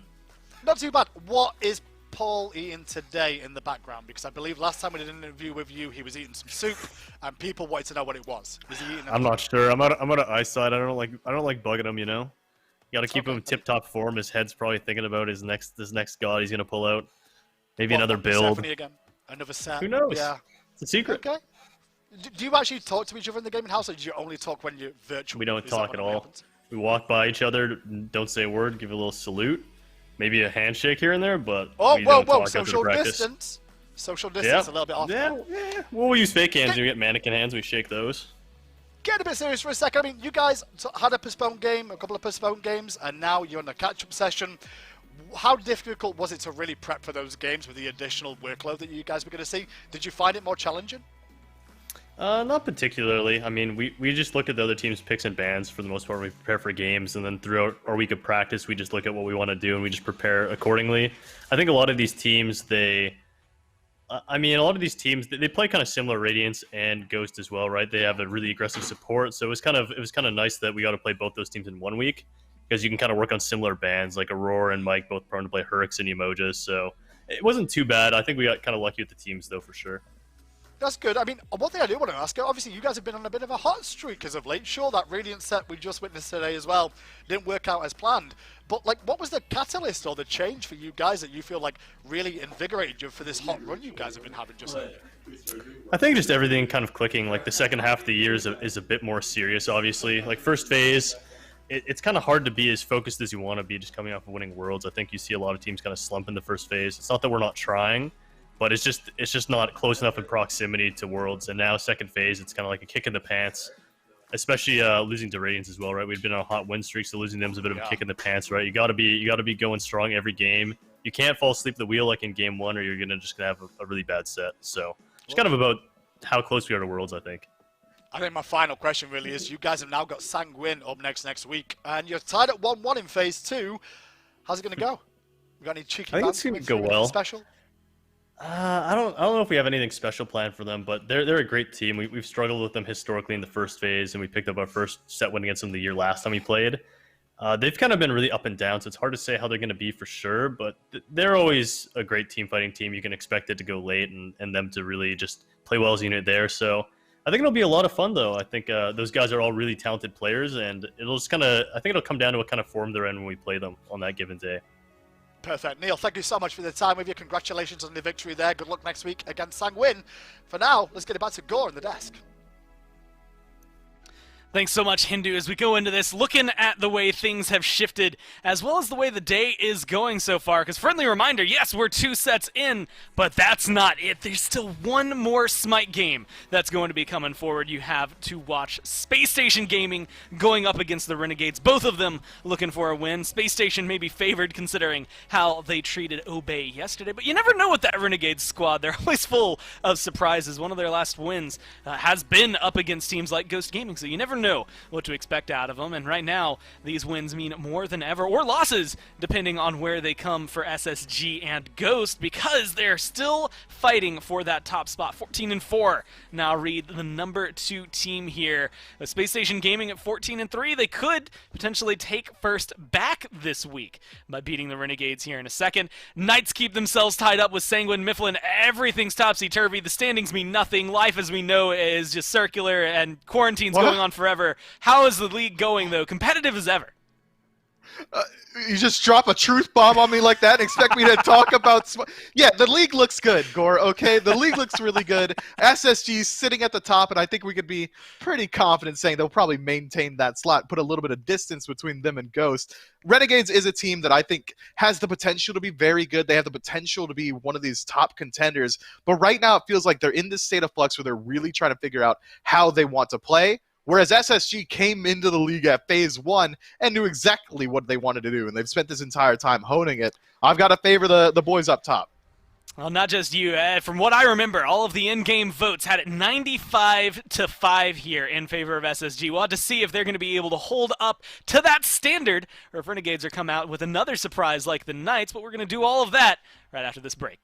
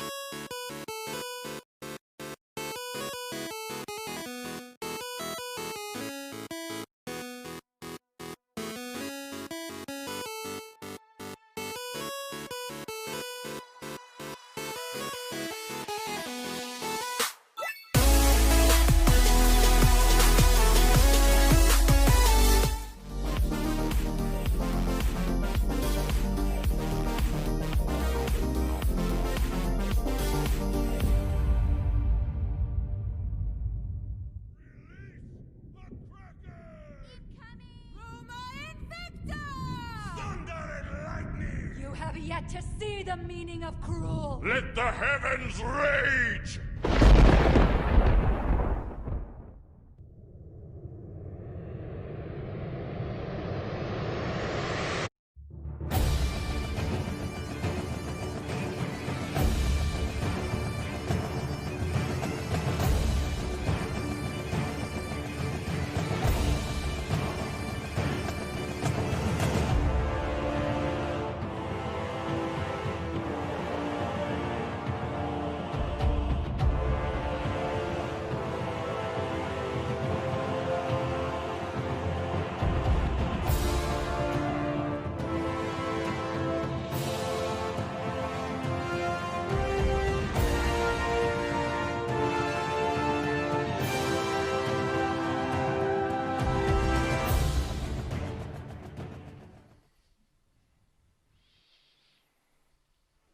That's right, I'm back in the chair ad hot seat, and Aggro's here with Mac. And Aggro, remember where this journey all started? All right, we're spoiling the bit here, dog.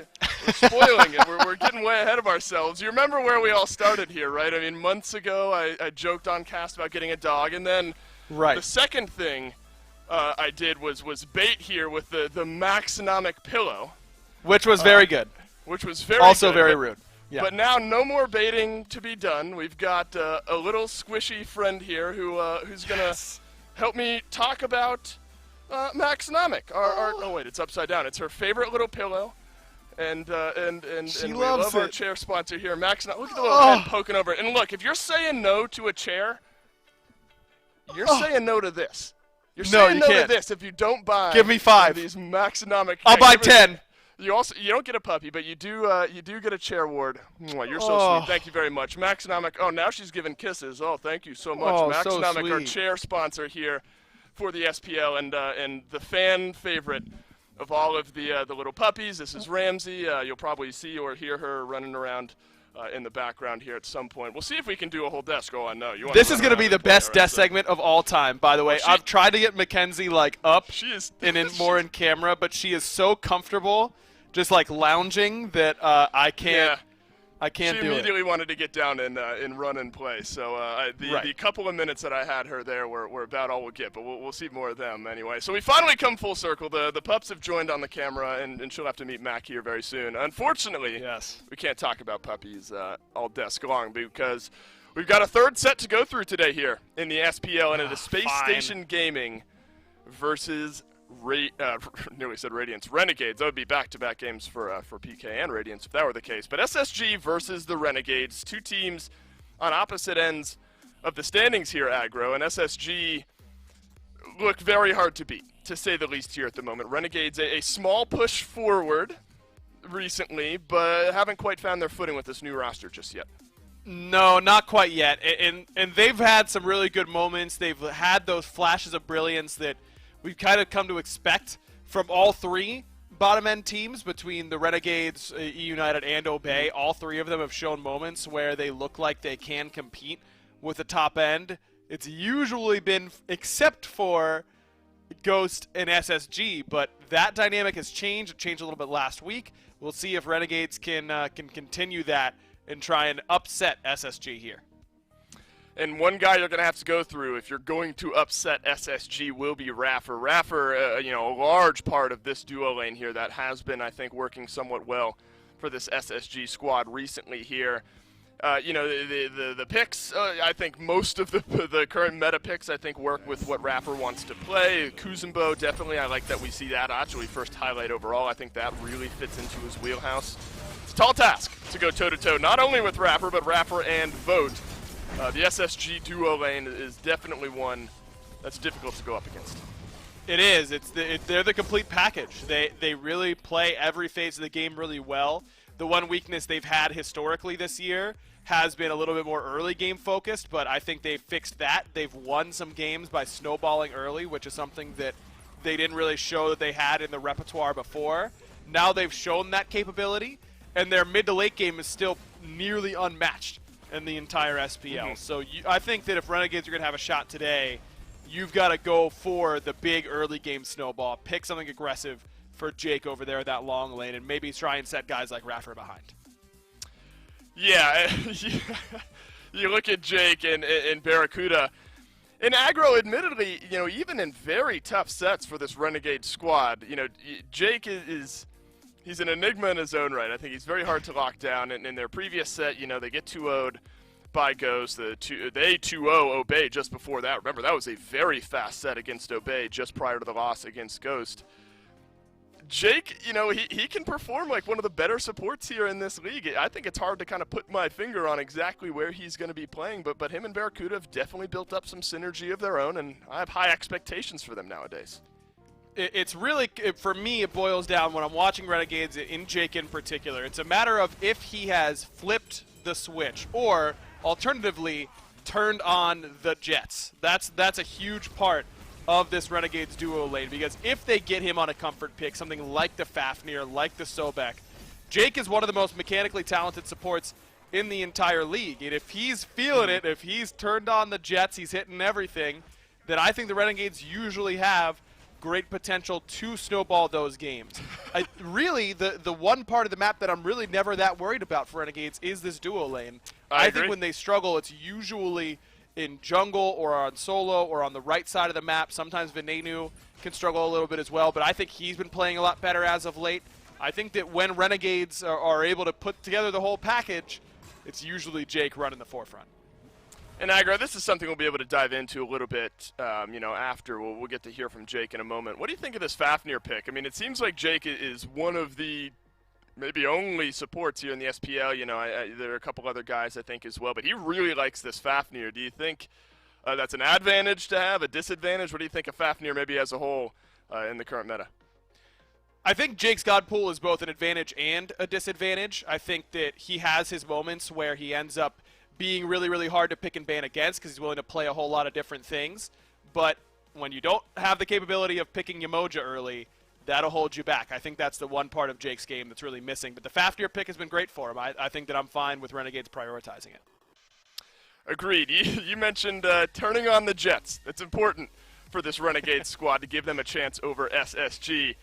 Jake agrees as well. I sat down with Jake for a quick interview. Take a listen. All right, everyone, we are here with Awesome Jake, the 408 support for the Renegades. First things first, Jake, you bring in variety, kind of mixed results, I would say, from that point on. You had some good games, you had some offsets as a team. Is there anything the team as a whole has kind of honed in on that you guys want to improve on? And, we're kind of getting to the final weeks of the SPL here. Where's the focus for you guys? We're focusing on our 3v3 and playing around the solo side of the map, and we're trying to get pretty good at that because I feel like that's the way the meta is going. Right. And in dual lane, we're looking to diff on the enemy dual lane in this coming set because we've been losing quite a few games, and it's time to turn on the Jets, if you will. Sure. And I will, and it's a tall task. Rapper and Vote, of course, the duo lane for SSG. What's it going to take, do you think, to find the diff? I mean, obviously it's tough to play against Rapper. Vote's having a good series here as well. Does anything come to mind? You just got to turn on the Jets. Hopefully we'll be playing like Ymir, Fafnir, so you just run at them and hit your abilities.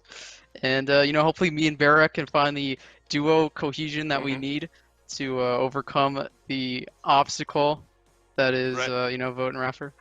Well, look, we've seen that cohesion. Yeah, there are sets where you guys are just firing on all cylinders, turning on the Jets, if you will. Final thoughts, you bring up the Ymir, you bring up the Fafnir. Do you love those picks just because you can kind of walk in, hit some CC, and set up for the rest of your team? Yeah, those are two of my favorite gods. Hopefully my team will let me play them. I've got some other stuff in the banks, so right. If it comes to that, I can just whip it out. Yeah. Fair enough. Jake, this is going to be a fun set to watch. Hoping for a 3v3 and a duo lane diff here from you guys to get you the win. Thanks for your time, and best of luck. Thank you. What a guy. Always fun to talk to Awesome Jake and the way he sets up this matchup. Look, memes aside, turning on the Jets aside, I don't think he's far off. I think that kind of boils down to they just click every once in a while. And when they're clicking, this is a hard team to deal with, but they haven't clicked maybe often enough for how they like here. Do you see all that much overlap in the god pools between Jake and Raffer? We've had a lot of conversation around those two. Do you think either of those picks are really going to be contested for either of the two supports?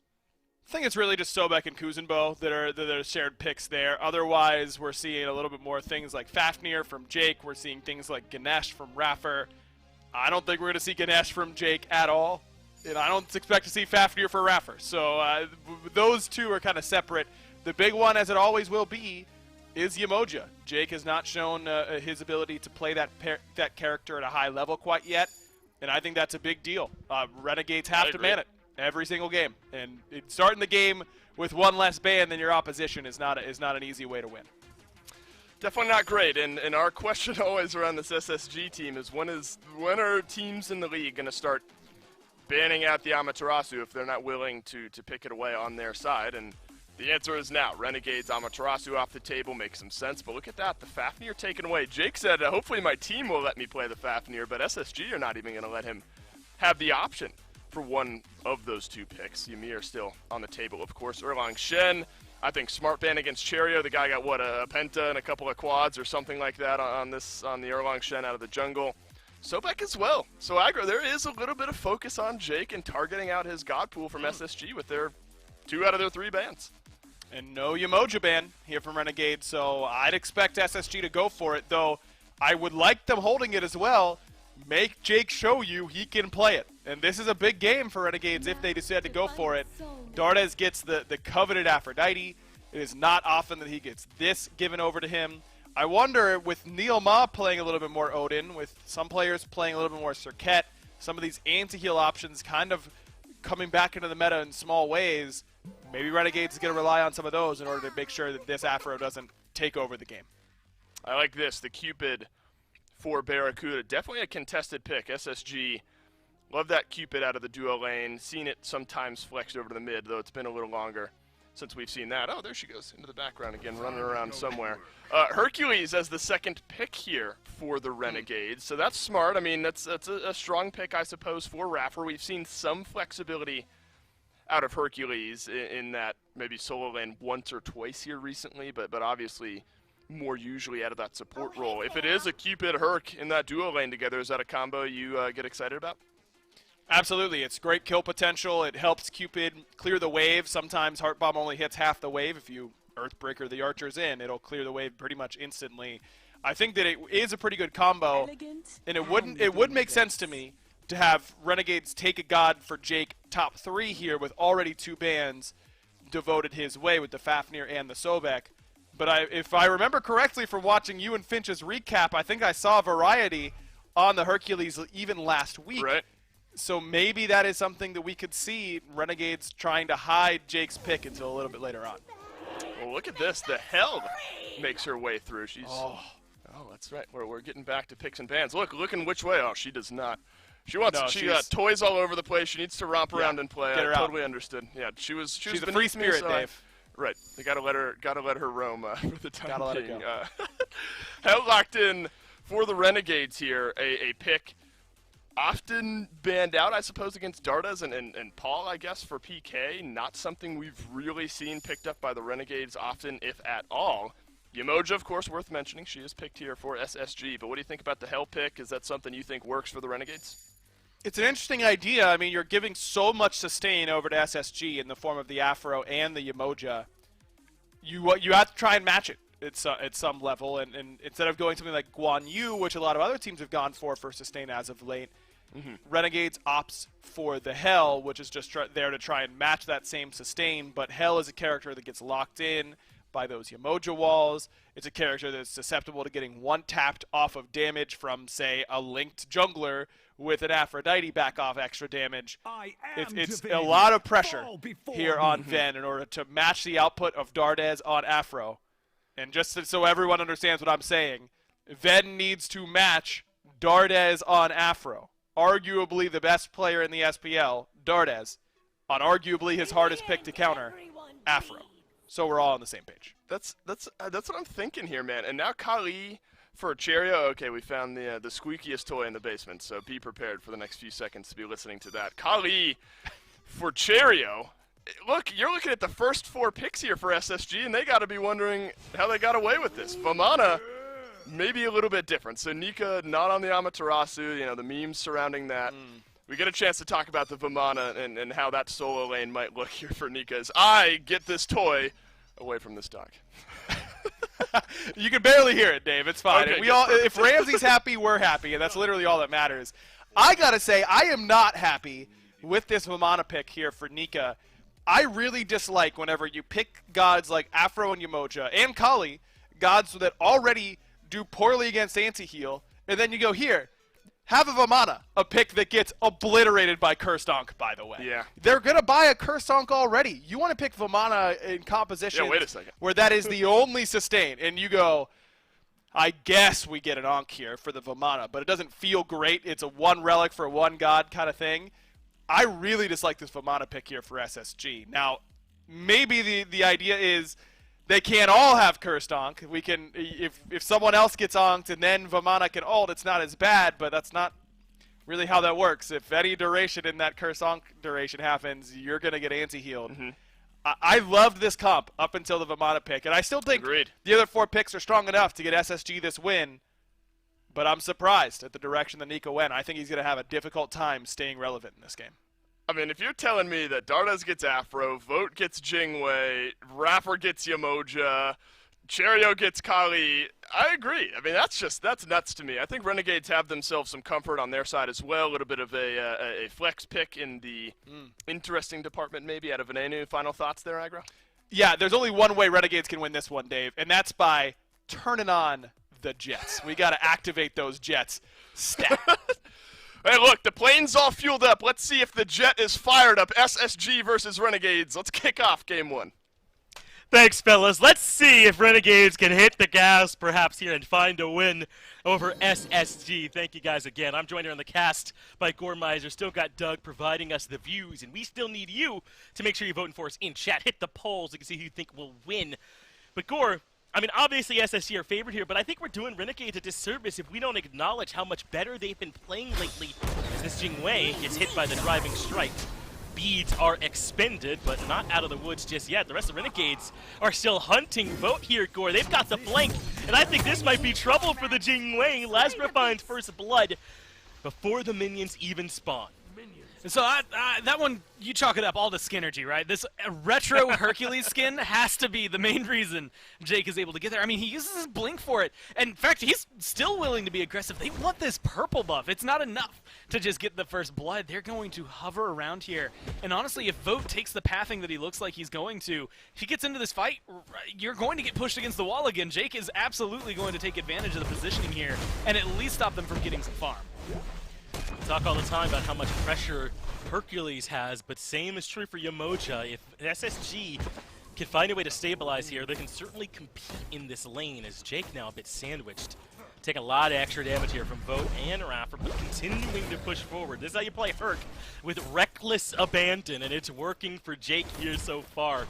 Now, first blood before minion spawn. You see, SSG are favored, but not by as much as I might have thought. Getting a kill before minion spawn here, Gore, it's not backbreaking. I think Renegades, or rather SSG, shouldn't feel too bad about giving up that. If they lose the purple buff and anything else starts to go their way, then yeah, you do start to maybe stress out about it. But right now, I mean, you're getting the gank early from Cherry. This is going to help. And there's the leap in. Barracuda's already used the dash. Nowhere for him to go. And that kill, I think, perhaps even more impactful than the one Vote had to give up. Obviously, first blood bounty is huge. But now, that time where he's gone can be used to potentially grab farm or just secure farm. As Jake 1v3 is still considering stepping in. Dash to avoid getting stunned out there by Yamoja. So Jake still holds on to life. But Cheerio guarantees the purple buff goes to SSG, and Raffer has not soaked up any of that farm, Gore. He's making sure it's just getting split between his carries. I mean, this is the great way to do it, right? Raffer, he doesn't need it. You're Yamoja, you're level 1. You're going to have the bubble and the stun. He literally just showcased the entirety of Yamoja's pressure right there. That's all you need when you've got her on your side. And you've got a kill onto Cherry, now a kill onto Vote. It's keeping up with Lasber, who got that first blood, and it's setting Barracuda behind. This is a great way for SSG to turn around what felt like maybe a detrimental loss at the beginning. Like you said, losing first blood before minions doesn't hurt that badly, and this is the best way to showcase that.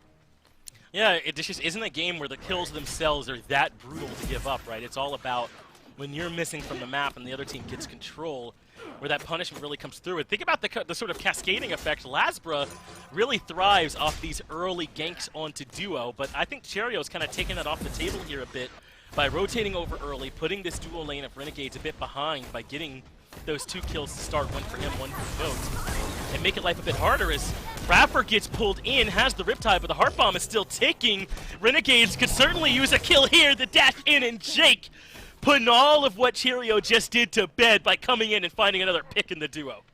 And that just showcased why your survivability is important. Raffer uses that stun, trying to lock down Jake, but Jake is just outside the range, so he's still able to get the push off without letting Raffer run away.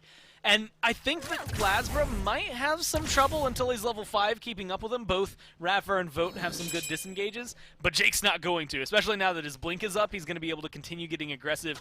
The downside to the composition, Finch, I think Hell scales well into the late game, and Venenu, there may be some question marks around whether or not he's going to kind of stand up to, I guess, the only standard we really have, which is Paul's standard on this pick, right? And sure, that's difficult to do at any given time. But the healing that is going to come down from SSG, I mean, Cherry is going to be able to find second lives if he finds his target. Dartez and Raffer are going to literally give people second lives with the amount of healing they can do.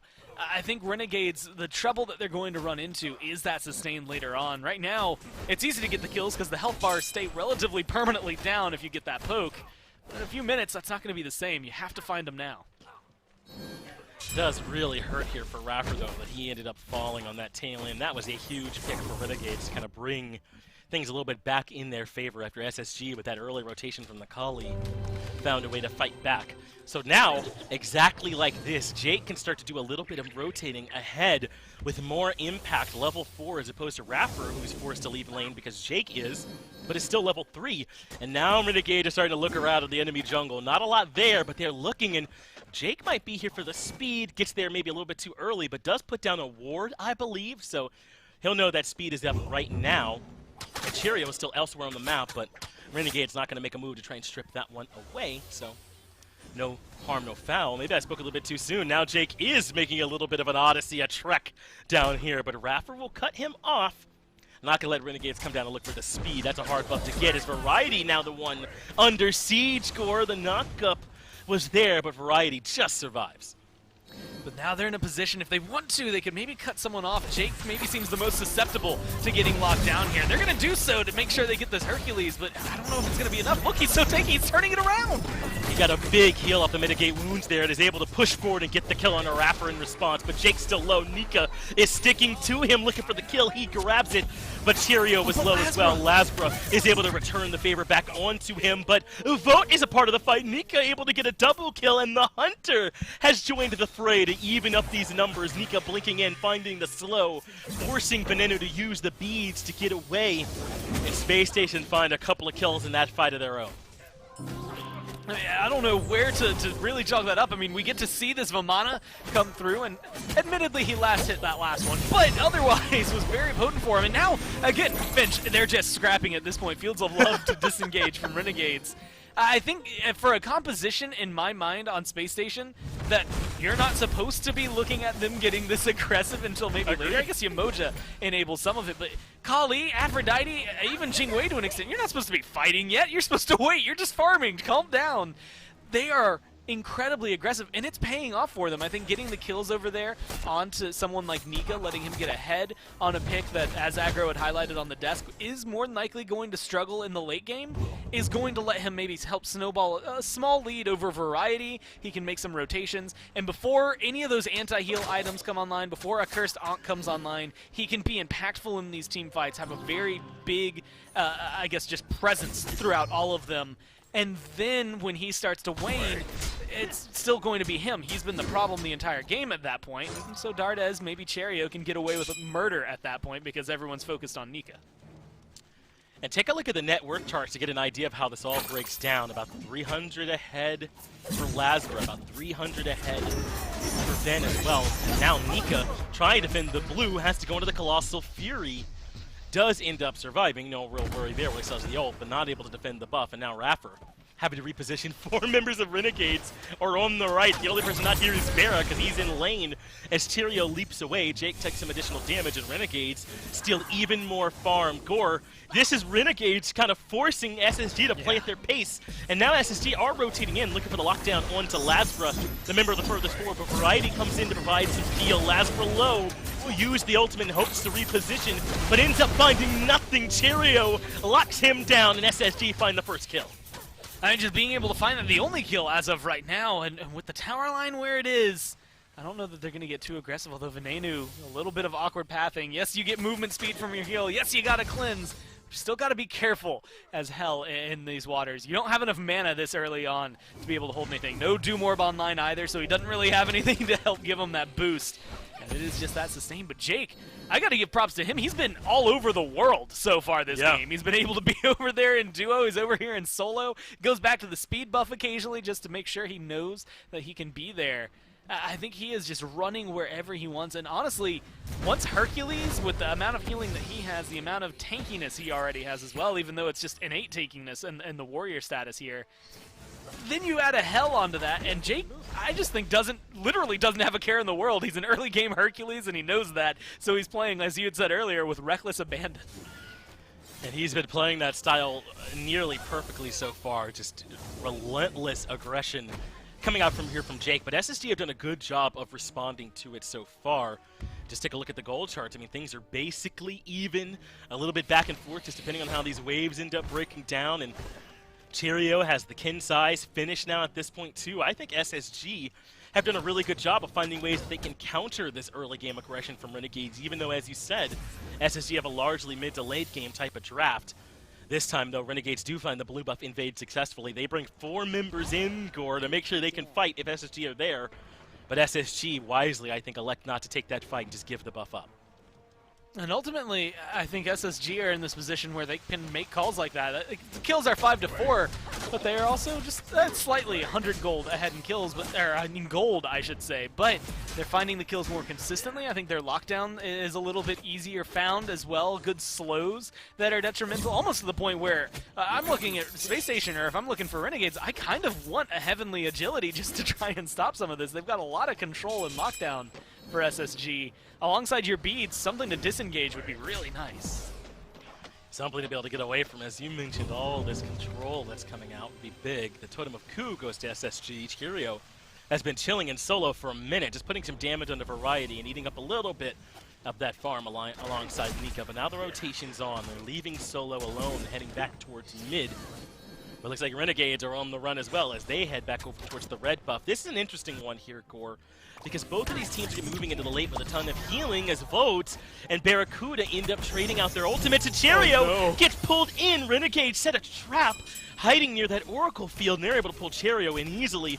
Now they're looking for the red buff invade. Here to defend are Raptor and Dardes, but red buff ends up going to Renegades. Jake and the boys are putting on too much pressure right now. I almost want to say, it's one of the least used VGS commands. I think it's VVVA, the setup and ambush here. That is exactly what that looks like. When you're supposed to use it, you just sit around the corner and you wait for the jungler to make a rotation. Cherio, I mean, there's nothing you can do about that one, right? You get taken down by a Hercules, knocked up, pushed into a wall. There's 2 other people waiting to just absolutely demolish your health bar. I think they're lucky that, honestly, it just ends like that. Unfortunately, it also ends up resulting in Jake, who has already been aggressive, already doing a lot of damage. It's 2-2-2 as well, getting a red buff and finishing off a contagion. He's got anti-heal, he's got power, he's got physical protections to help deal with Cherio, Nika, and Vote. He's just going to get more aggressive from here, Finch. He does not care. And I think, again, what they had said, I guess, in the interview on the desk, the Jets seem to be going. Wow, looks like a potential Fury being started. And, yeah, I'm a bit surprised if they had stuck that. Didn't really seem like one where they had the DPS there to make that work. So Renegades end up giving up on it, though they still do have quite a bit in their favor. They've got the Brawlers, as you mentioned, the Contagion, which they also have already. The anti-heal is starting to come through, and they're going to need it. But SSG have really hung in with them. I don't want to get too far away from the state of this game, Gore, which is that SSG are even in kills, even in gold. And whoa, the burst damage is there. Dardes felt the hurt. Jake trying to start this fight off. The ultimate locks everybody in. That's coming through from Rapper. So now they're locking down Jake And inside that Destruction Ultimate, Cheerio not going to fall. Jake goes down first, and now Nika trying to keep up the chase inside this ultimate. But he's been hit by the Lord of the Afterlife. That means no healing going to be coming through from the Vamana. But Vote has made his way into the back, taking care of Benenu, and Barracuda, who cannot rotate, is still in lane. Lasbra preemptive Bs to avoid the knockup, but now he is stuck on the wrong side of the map, and that's 3-0 in favor of SSG. And just like that, this went from neutral to favoring the Space Station boys. Yeah, Yamoja still exists in this game, and Yamoja still one of the best supports, and honestly just maybe best god in the game, at least for competitive play, that you're going to see because of that lockdown. I mean, all of that starts with Raffer having great walls. I think maybe reminding Renegades, I went on a rant the other day about how I didn't like the fact they were banning her. That's because they were first pick, and they should be grabbing her first. You always want your second pick in any situations like this to be the ones that have to ban away something this strong. And unfortunately, when you're against Space Station Gaming, one of the things we talked about throughout all of this, and the SBL waiting room, just in the last few weeks in general, has been, what do you do when you're in the ban phase against Space Station Gaming? I mean, you can't ban everything, even with 3 good bans that Renegades had coming into this. You let Yamoja Aphrodite through, right, on their side. Even this Kali, who hasn't won a ton of her games, is still going to be a good pickup, I think, for Cheerio here. And it just feels so awkward. I mean, you're juggling so much when you're playing against a team like this, who, as Mifflin has pointed out, and as I think you argued on Friday, is, you know, the best otherwise to Ghost. And with the way things have been going, maybe at this point just the best. We'll have to continue seeing how they go, at least in their head-to-head. But it's so difficult to take them on, as Obey showed yesterday. Even if you make one small mistake with a massive lead, they'll tear you apart from that. They will absolutely demolish you. So you have to be careful here if you're Renegades. I love their composition. I think it scales well into the late game as well. I just think Space Stations might do it a little bit better. Maybe so. It'll be close as the airstrike comes out from Vote. Barracuda's already used the Fields of Love as well, so they trade ult for ult over there with those hunters in the long lane. You talked about the picks and bans earlier, and it was what, the Ganesh band, the Erlong Shen band. I think it's worth, you know, some analysis, some critique on those bans, because whatever you do, if Aphrodite Emoja end up in SSG's hands, I think it's hard to say you did things correctly. As Nika, recognizing Lazarus back on those Harpies, Nika has the Frostbound, but with the backup coming, Nika won't be able to find the kill here. In fact, Nika has to use the ultimate with Jake coming in as well, and now some body blocks trying to slow him down as well. Nika realizing eventually he can just walk right on out of there, and he does escape, but Renegades do a good job to force out that solo lane ultimate. It looks like we've got a pause in the action coming through here this time, Gore. We'll bring it back out and try to get us back into the game here as soon as possible once the players get this resolved. But Gore, I think that SSG have kind of turned the corner here a little bit. They seem to be comfortably fighting into this early game from Renegades. Yeah, and honestly, when you're able to hold your own this early with this kind of composition, again, a lot of them don't even come online, or you wouldn't consider online until 15-plus minutes into the game, then you're doing a good job already, right? I mean, Cheerio's been able to be active in these kills. Kali is normally not someone that we're supposed to see for 20 minutes, you know, very akin to like Kronos, where you're just like, okay, yeah, you go do your thing for a little while. Maybe we'll see you eventually and your ults will be on point. But when you have something like this Aphrodite, I think it enables everything that SSG are doing, right? Vote, as well as Nika, as well as Cheerio, can just play more recklessly because they've got a safety net. I mean, they don't even have to use their beads or ages if they pick them up, because that's exactly what we have Dardes for. He's supposed to be the one who saves us, either healing or ulting for us to make sure we get out of there alive. Even a good example there at the very end. Nika, in ult, surrounded by everybody on the Renegades, just decides to walk on out of there because his healing plus Dardes healing means that no one's going to shred through him, at least not yet. Even with the little bit of anti-heal they have, it's not enough to hold him down. Yeah, and even with this hell over there for Renegades, I don't know if they're going to be able to keep up with SSG in the late game, right? They've got this Umoja, they've got this Aphrodite, and it's not just the healing, as you kind of already covered, right? It's the destruction from Kali that means she cannot die. It's the undying love that means for that small window you cannot die, right? Or the safety inherently in a pick like Vamana or in Jing Wei that makes me think it's going to be really hard in the late game for Renegades to confirm some of these kills if SSG is able to get all their ultimates off efficiently and properly, right? If everything goes perfectly for both teams, you think it'd be pretty hard for Renegades to confirm those kills eventually once all that safety starts to really hit its stride. And like you said, all of that safety coming through, you had to look at the positives, I think, for the Renegades, right? Hell comes in with a cleanse. We've seen, based on past plays from Hell, that can come in handy. You're healing multi-targeted, so you can hit everybody, as well as movement speed in there. She does a lot of damage. I think Venenu can play, I think, the biggest role for Renegades to find success in this, if this Hell continues on a good path for them throughout the rest of the game. But it depends on so many little factors, right? Where exactly is this Osiris targeting? Is his anti-heal on point? Is his slow potential on point for variety? As well as the Hunters when they come through. I mean, Vote's already made himself kind of hurt throughout this game on this Jingwei. Bear's 0-1 and 2. If we can see him turn that around with some kills, it'll be solid. Variety able to just walk on through. Thank you, Osiris passive, helping him out there a little bit. As Renegades had started up the Fury for a moment, but they ended up dropping it. SSD are here in full defense with about 1,000 gold lead. Nothing truly substantial as Renegades want to even things back up. The Fury now down below half, down below 2,000, and Renegades have the confirmation. Cheerio inside the destruction node keeps stepping forward for more action, but the Fields of Love deters that. Cheerio makes it back out. Jake blinks in but can't find the damage. Variety ends up missing as well as Cheerio jukes everyone, and Nika's able to get the kill. They eventually claim the life of this Kali, but Nika in the back is all alone. Barracuda hunts him down. That makes it 2 for 1 in favor of Renegades. Plus, they got the Fury. What a fight from the Chaos side team. Yeah, and unfortunately, Nika goes down with his ulta. I guess just, saving it for whatever reasons you might need it there in the afterlife. Doesn't have that healing come through. Doesn't have the ability to maybe stay in the backline. And there was bad news. The minute I saw Destruction, Dardes had to use all of his cooldowns there to keep Cheerio alive, and that's when things get a little shaky. If all of that safety that you had highlighted disappears at the beginning of the fight, you can't use it to disengage, and I think they got to feel that the bad way. That's a great fight for the Renegades. Yeah, you lose Lasbra, maybe not the best target to go down on your team, but honestly, it's worthwhile because you're still able to pick up 2 on the other side. You still get that Gold Fury, and now Barra has been bolstered with confidence. Yo, but Vote's fighting inside the minions. Barra finally now able to get an even fight, but he's so far behind. That's a solo for Vote, and Barra was ahead. That's not a bad fight that Barra took, but the minions getting involved. The body blocks are a little bit too strong, or blocking the autos, and Vote ends up coming out ahead. And you have to look at it. Item-wise, Barra was straight up ahead in that fight. Like you said, it's a good one for him to take. How they're looking for picks. If you can continue finding little one-person picks like this, that's what opens up the map for Space Station Gaming. I mean, 17 minutes in, 17 kills. This has not been slow pace. This is not usual for Space Station. They do not care about keeping things slow and just patiently waiting for some late-game team fights. They're going to keep going at this rate, and honestly, I like it a little bit more. I think it fits for them here. It's controlling the Renegades. It's unfortunate for them to lose that Fury.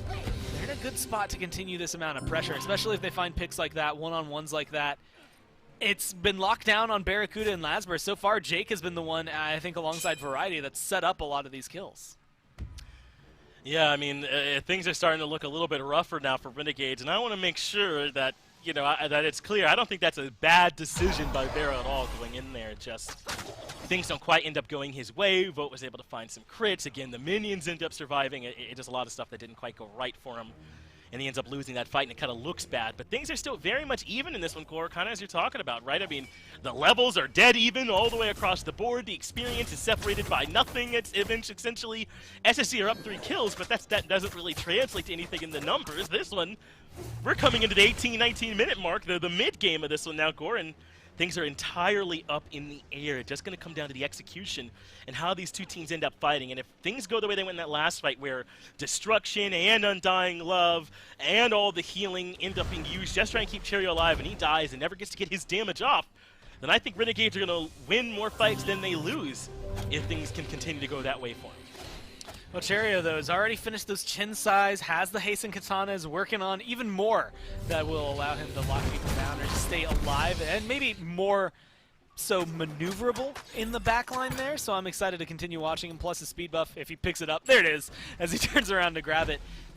All of this is just enabling him. Kali, the reason we talk about her being such a late game god is not because her scaling as much as it is the items she needs. I guess those two go hand in hand, where it is that late game you just hit so ridiculously hard, but you need those items online before you can really pick up your true potential. 2, 3, and 5 at 19 minutes.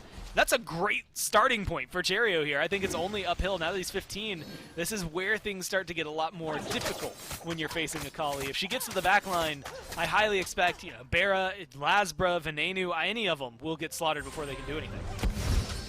We're looking to start this fight with Jake, and Cherio does plenty of damage to him, mitigate wounds, heals him up to about half, a little bit of healing coming from Venenu as well.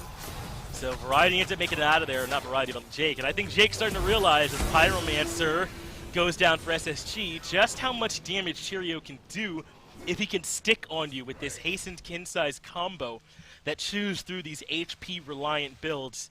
You said it, man. Cherio, when he's got some items on, is going to be hurting, and I think Jake just found out. Yeah, I mean, Chinsai's alone, especially with the build right now that Hercules has, a lot of focus on health.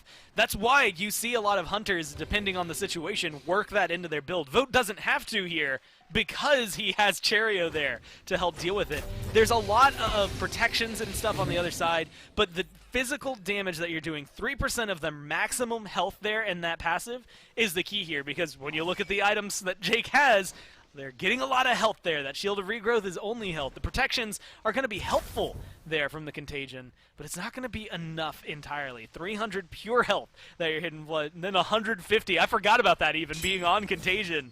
Yeah. It just means so much more for Cherio. The minute he steps on him, that's a lot of damage he's going to be able to deal. 3% of that is a huge chunk.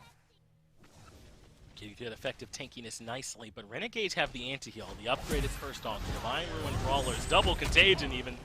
Not going to be as impactful if they're in middle, if they're the same parts of the fight, but if they're spread out, that could potentially be huge for him, as this next fight looks like it's going to be starting around this Fury. Oracle Vision will be going over to SSG, but Renegades still seem to control the neutral positioning around it, as if kind of daring SSG to come in. The pull off the mark, Jake takes a little bit of poke, then SSG starts to back up. This is where being able to know about all those status effects, as you had kind of highlighted, having double Contagion, helpful if they're just spread out enough across the fight. They don't stack, but like you said, maybe making this a much wider gap and more difficult for SSG to find a safe place to heal that's away from them. Still opens them up to maybe have a target in mind, right? You want to get rid of this Osiris as his Hercules. Maybe you want to get in there for this Primal Fear before he goes down. Can't make it in time. Renegades burn it quickly, and that is the Fury down in favor of the Chaos Squad. I talked about how even this game is. It's still close, completely close. There's only 3 or 4 to separate them, and this is 4 or 5 minutes later. These teams are both starting to slow this pace down a little bit, but I think, I don't know, that might just favor Space Station, just if we're looking back at their history. This is a team that oftentimes will be a little bit behind at this stage in the game, and then everything seems to start to click there for them. They like to play these mid to late game team comps. They understand that when the 5-on-5 starts, they can trust their team fight a little bit better. This is going to be a tough one here for Renegades, considering the comp for SSG and SSG's history and being good in these types of situations. And also, it's one of those things that it maybe just sounds like there's SSG, because they're so good and because they're at the top, are getting favored. But you have to think about it. I mean, that's 2 Furies that Renegades have picked up, and they're just barely ahead in gold here. 200 is nothing. Yeah, you factor in a Pyromancer that at least nullifies maybe one of them, but they've been very consistent, I think, in terms of Renegades for where their objective control has been on the left-hand side of the map. And so it's not a good sign that you're only a little bit ahead here. It shows maybe where SSG's farm has been going, and even Vote over here on the right-hand side of the map, making sure he's getting even more under his belt. And they're all impactful. This is the point where Fire Giant starts coming into the equation. 23 minutes in, the next fight, one good pick really does make a big difference. Especially if you end up getting picked. Variety is A-okay, though he does take some damage. Cursed Aunt coming out now from Jake to try and deny that healing coming through, but it's actually SSG that are the aggressors. Mara puts the ult over the wall to help out, and it's still not enough. Dardes is able to claim the life of Jake. I think some back-up damage was pretty key there towards the end, and SSG do pick the Hercules. That's pretty critical for them. Now, with the 5v4 advantage and having every ult except Rappers, they're in a pretty favorable spot to decide where they want to go next. And they're going for some deep zoning. The way Renegades are positioned, you won't dive. Honestly, Raffer and Vote are maybe in a dangerous position. Cherio's pretty far away from this fight as well. So there's a good position for Renegades to try and get aggressive here, but the window closed the minute Cherio joined this fight. Now it's awkward to try and go in. But with Raffer starting up the Fire Giant, they should have enough damage to just take this down before Renegades can respond.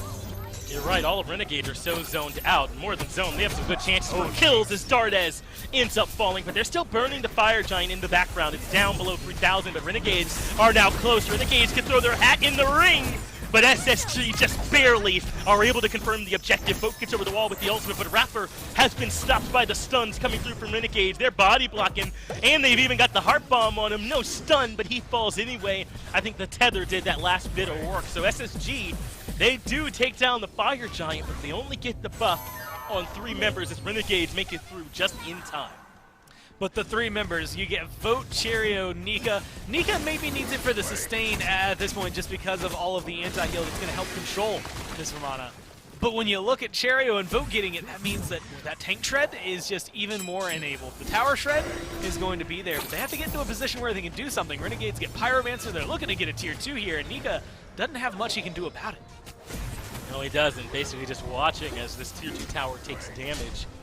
They still don't have a ton on it. Now that Barracuda is here, he can help. But Jake took a ton of damage from Cherio still. This Kali is a problem for Jake. He is effectively not tanky against her. His best bet for that tankiness is against the damage coming from Dardez or Nika, but Cherio shreds him.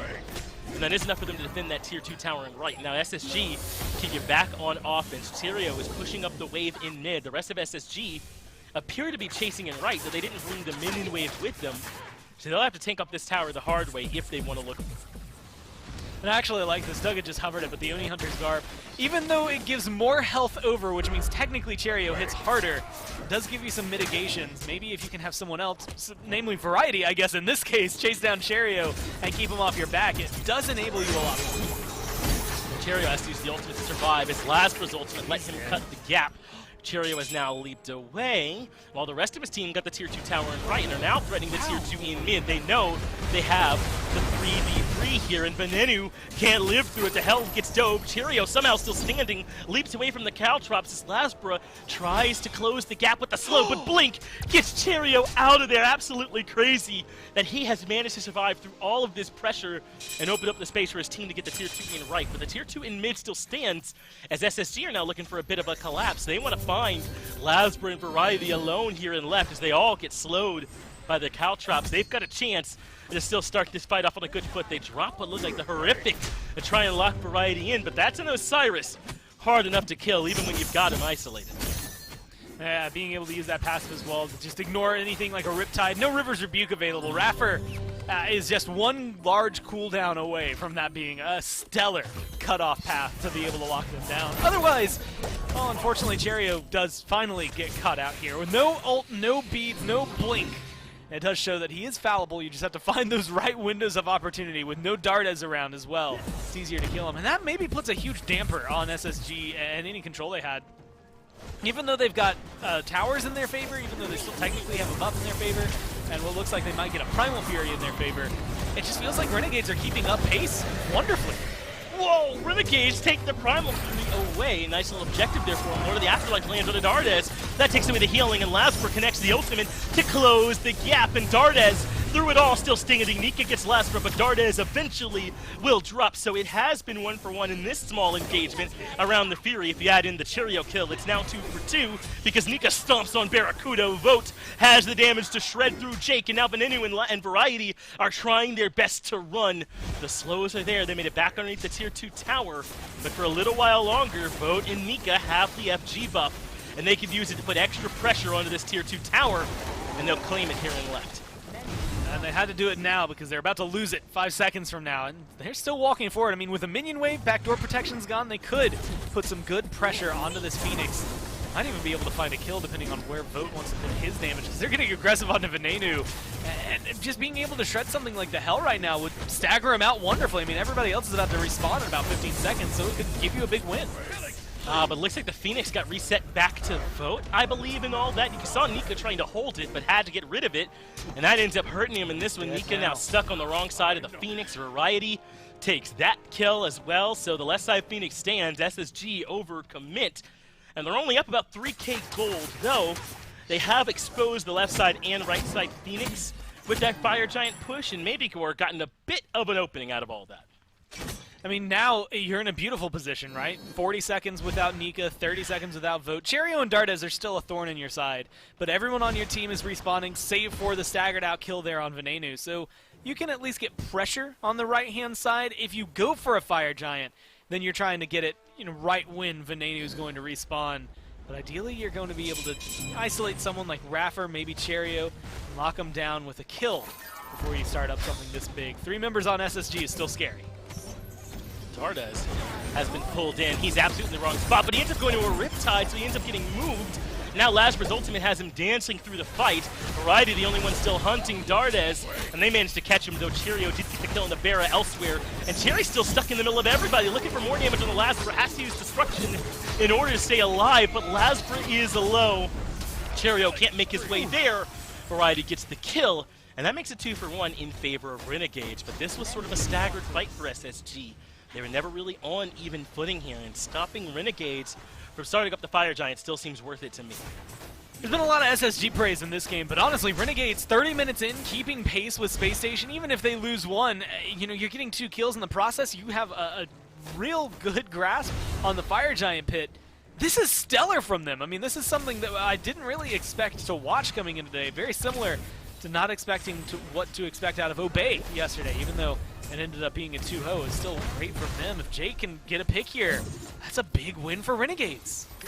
Nika's in the back line looking for Venenu, now stomping him out, has the Frostbound for these slows, and Venenu can't get away. Vote gets there in time to add the damage. It's a double kill with the Jingwei pilot on the side of SSG, and Variety forced to use the Lord of the Afterlife just to escape.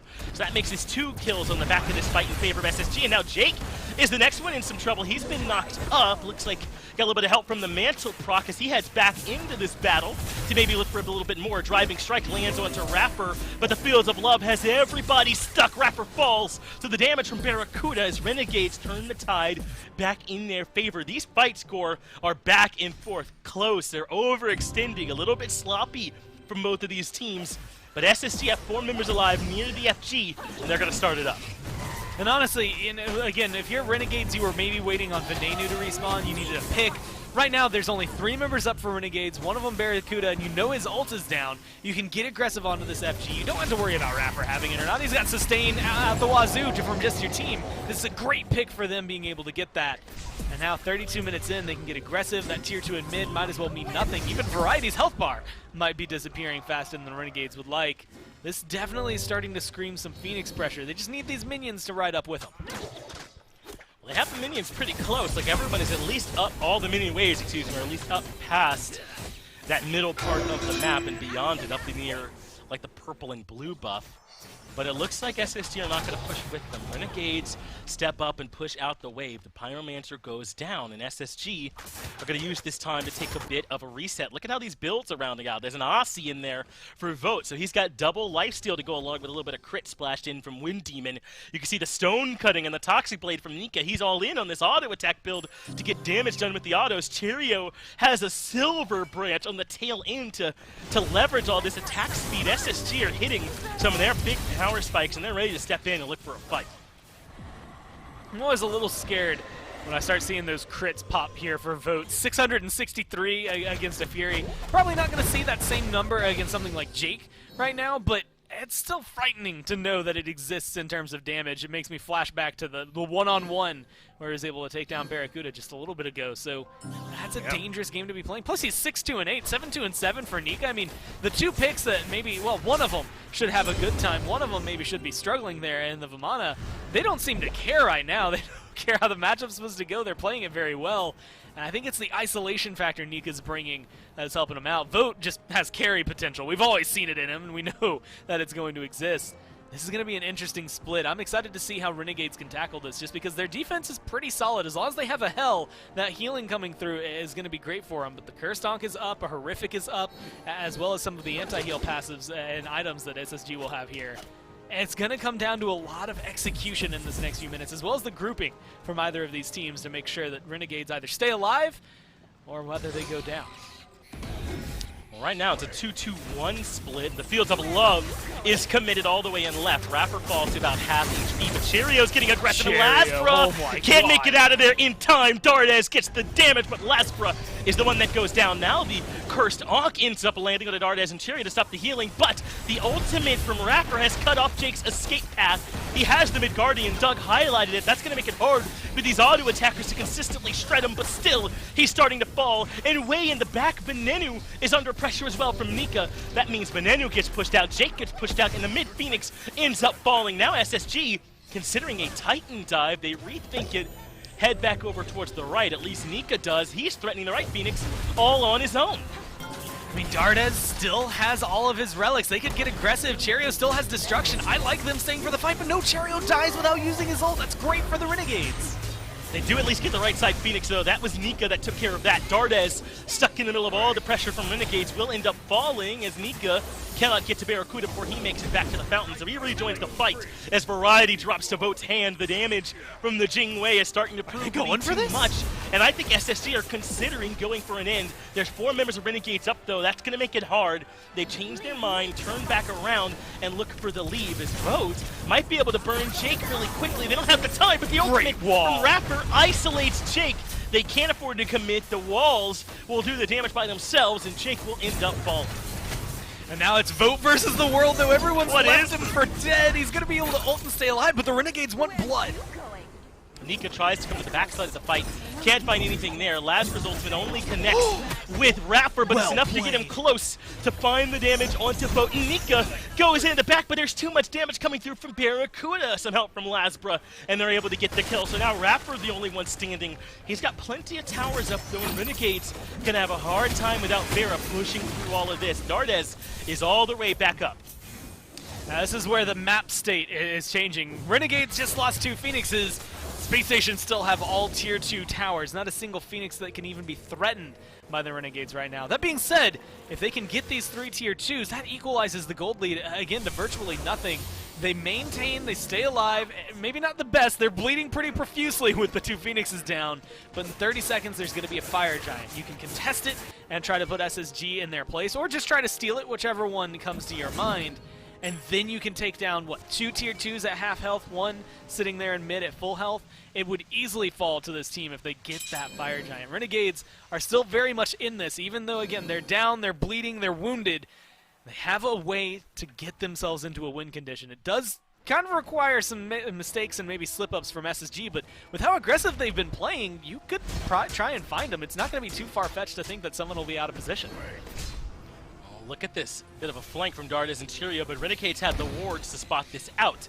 So they all turn around to deal with it. But Cheerio blinks in, finds the 2-man stun. Fields of Love is on him, and he uses Destruction to barely stay alive. Gets the kill onto Vin, but that wasn't his target. No reset from Cheerio, but Boot takes care of Barracuda. In the back, Lasbra has no way out as Nika stomps on him. Get some help from the back off, and that is it from Lasbra. And Variety now locked down as well. It's just the tank still alive at this point, and they do not have the damage to survive. The CC should overwhelm them, and Variety still standing. But look where Vote is heading. He's just going to go try to end the game. I mean, that's the right call, right? Look, you've got fire minions with you. You've only got 2 tanks that are fighting on the other side. You should be able to kill the Titan here, no problem. And now there's only Jake left. You're absolutely right, Gore. Vote can do enough to end the game. Awesome Jake can't find a back. SSG keep them busy and lock this game up in 37 minutes. The heavy sustained comp from SSG proved to be too much, but Gore, this is never a heavily coordinated team fight versus a heavily coordinated team fight. They were scrapping in this one. Oh yeah, that was absolutely just see what we can do. I mean, from the get-go, right? That first blood happens to Vote, and I think a switch happens in SSG where they decide that they aren't going to play it the way they normally play. They are just going to fight whenever they get the chance, see what happens, and luckily for them, even though it takes them almost 40 minutes, they're still able to seal the deal. I think this is a good sign, though. I mean, look, you have Obey yesterday, Renegades today. So far, pushing SSG to the limit where it's only at these last-minute team fights that things are really changing. I think it's a great sign of life from Renegades here, and I'm excited to see what Game 2 has. Me too. They were able to take SSG the distance. You talked about how impressive it was at the 23-minute mark. Well, 14 minutes later must be even better. But can they find a way to bounce back in Game 2? We'll be able to find out after this break.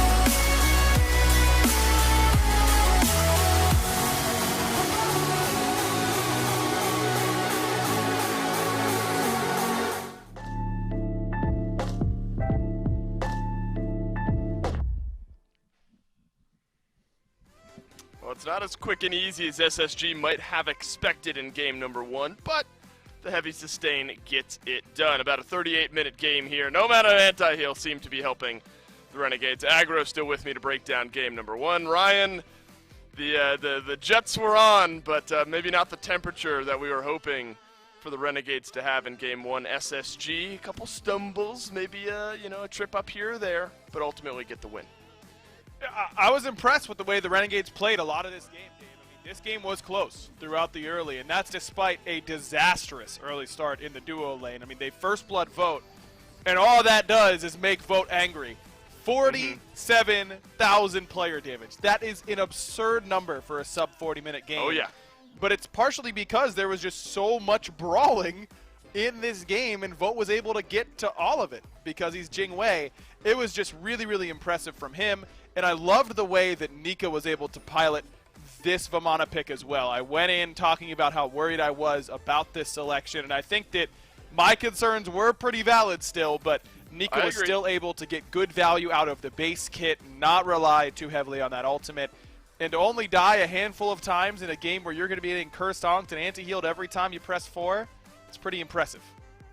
Yeah, I think I'm with you there. I mean, it was a final pick into a composition that already had a lot of sustain and one that can get mitigated by sustain. 8-3 or anti-sustain rather. 8-3 and 11 for Vote here. Vote, I think Aggro Vote has had one of the hottest streaks of games out of any hunter in this league here as of late. 8-3 and 11 in this one. 8-3 and 7 in his previous game. 5-3 and 7 before that. 2-0-5 before that. 6-1-4 before that. This guy is just playing so well right now, and he's going to be very difficult to stop. And normally you see a top damage dealer like 2, 3, 4, 5,000 damage ahead. 46,000 damage is a massive number. Also, when you put it in the perspective that he's 16,000 damage higher than anyone else in the game. Absolutely nuts. I think it's a great point that Vote's been playing really well recently. I think he's playing like the best hunter in the SPL right now, and when you add that in to a 3v3 core that looks really unstoppable, and the fact that Nika is still one of, if not the best solo laners in the entire SPL right now, you start to understand how SSG has become this cohesive, excellent team that's really working. If Vote's playing like this, man, good luck. Yeah, it's not the Amaterasu, but it's the Vamana for Nika in this game. This team's firing on all cylinders, despite it taking 38 minutes to get over the finish line. Picks and bans for game number 2 will join us here in just a moment, and we'll see how these teams adapt. We were definitely curious that, the Renegades, we praised the Ama ban. Yamoja's a big topic of conversation between these two teams. Somebody's got to either ban it or pick it if you're the Renegades. But despite all the strategy, I was still kind of blown away that SSG were able to get away with the picks that they got. It seems like everyone was on one of their top 2 picks, maybe outside of Nika there for Space Station Gaming. So I think there's definitely some pivots to be made here, Aggro, maybe in the ban phase to start off for the Renegades. Yeah, here's where I'd start. Don't ban Ganesh and ban Yamoja instead. That's where I'd start. That seems like a pretty good area to start for me. She's too good, man. She's too good. You either have to dedicate your entire game plan. You have to dedicate your entire game plan to beating Yamoja, or you have to ban her. Those are your options whenever you aren't picking her. And Renegades have, again, not shown that they can or will pick her. And that makes their picks and ban segments really hard. And look, I'm sure that fans are sick of hearing me say that it changes the way that they have to play. I bring it up every single Renegades picks and bans. But here's the deal. She's the most banned god in the game. Her win rate's insane. If you can't play her, you are doing your team a disservice. And Renegades is one of the only teams in the league that has shown that they cannot get that pick under wraps quite yet. They've got to do it, Dave, in time for Worlds. I just think they have to. They have to be so much better at picking and banning than every other team to beat them in picks and bans with one less ban. Why do that? Just start playing Emoja. Especially against SSG, right? I mean, where Dardes is going to be pulling a lot of bans anyway. You want to be able to ban the Erlang Shen against Cherio. Nika pulls an Amaterasu. SSG is one of the hardest teams to pick ban against anyway, without having maybe a crutch coming into the pick ban phase that you have to kind of lean on. Aphrodite makes her way through here again. Dardes didn't necessarily blow us all away in Game 1, but it's the potential. I mean, the sustain and the damage that he can provide, and we have seen him provide on this pick in the past, is just too strong. And this is the struggle, isn't it? I mean, against SSG, you ban what you think is going to be the most powerful. So I do like the Jingwei going. I do like the Umoja going. The Amaterasu just makes sense because of how good Nika is on that pick. But then you have to leave open something against this team, and Erlang Shen for Cheerio is nothing that I'm ever excited to be playing against. Or Aphrodite for Dardes. I mean, this is 2 out of 3 of their mid 3v3, and oh, you know what's probably going to come next? Umoja. And then you're going to go, well, Afro, Erlang Shen, Umoja is the top god for Dardes, Cheerio, Raffer. Good luck beating that. Now, Right. I like the adjustment of going to the Serket, but everyone thinks of Serket as a counter pick to Aphrodite. I actually think Afro's matchup into Serket is pretty good because Serket is really, really good at killing one person. And you know what Aphrodite's really, really good at doing? Keeping one person alive. You're going to anti-heal her, sure, but I just don't think it's that big of a deal. Umoja being banned, of course, excuse me, I misspoke earlier. Now you're going to have that Ganesh instead. Still a top pick for Raffer, a very difficult matchup for Serket because so much of what she does takes time to go off. Silence is going to interrupt things like Deathbane, Cobra's Kiss. Getting silence as soon as you hop off someone's head on last breath doesn't exactly feel great. I think SSG's at a great spot to take this one 2-0. Wonder if then the Renegades now, when we reach that second phase of bans, Vote still needs his pick here. Renegades feel like the Jingwei is enough of a threat. They ban her in that first wave. Cupid, of course, picked by the Renegades. Rom, very popular as that next hunter, and he will be banned out here, so we'll have to see what else Vote kind of has in that back pocket. But Vote as well, Aggro, has shown the ability to be flexible on some of these hunter picks. I don't think anything is going to super catch him off guard here. The 8-3 and 7 game I brought up was Hachiman for him, so maybe that's something we need to keep our eyes out for here. Cerberus and Guan Yu, though, those are some interesting bands. Definitely something that we've seen rise to a bit more engagement success, I suppose, is a way to word it. So I think SSG, maybe their head's in the right place with their second wave of bands. I agree, and this leaves open Wukong here for Nika if they want to take that for him. Just a really good dive selection that has good survivability.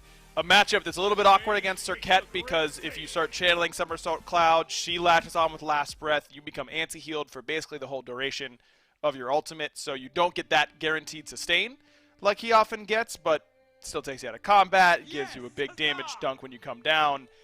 I'm just interested in what Vote's going to go for. We're not seeing a Freya ban here, and she's starting to lose popularity. If memory serves, Vote has played a decent amount of Freya.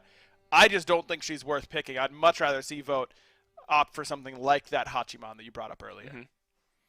How about this towards the end here? Achilles for variety. I mean, look, we have seen Achilles do so well, and that's not necessarily where my eyes went here. The Chang'e, only a couple of plays, or picks rather, here in this phase of the SPL. Is that a pick you think that rounds out this Renegades draft in a way that you're happy with?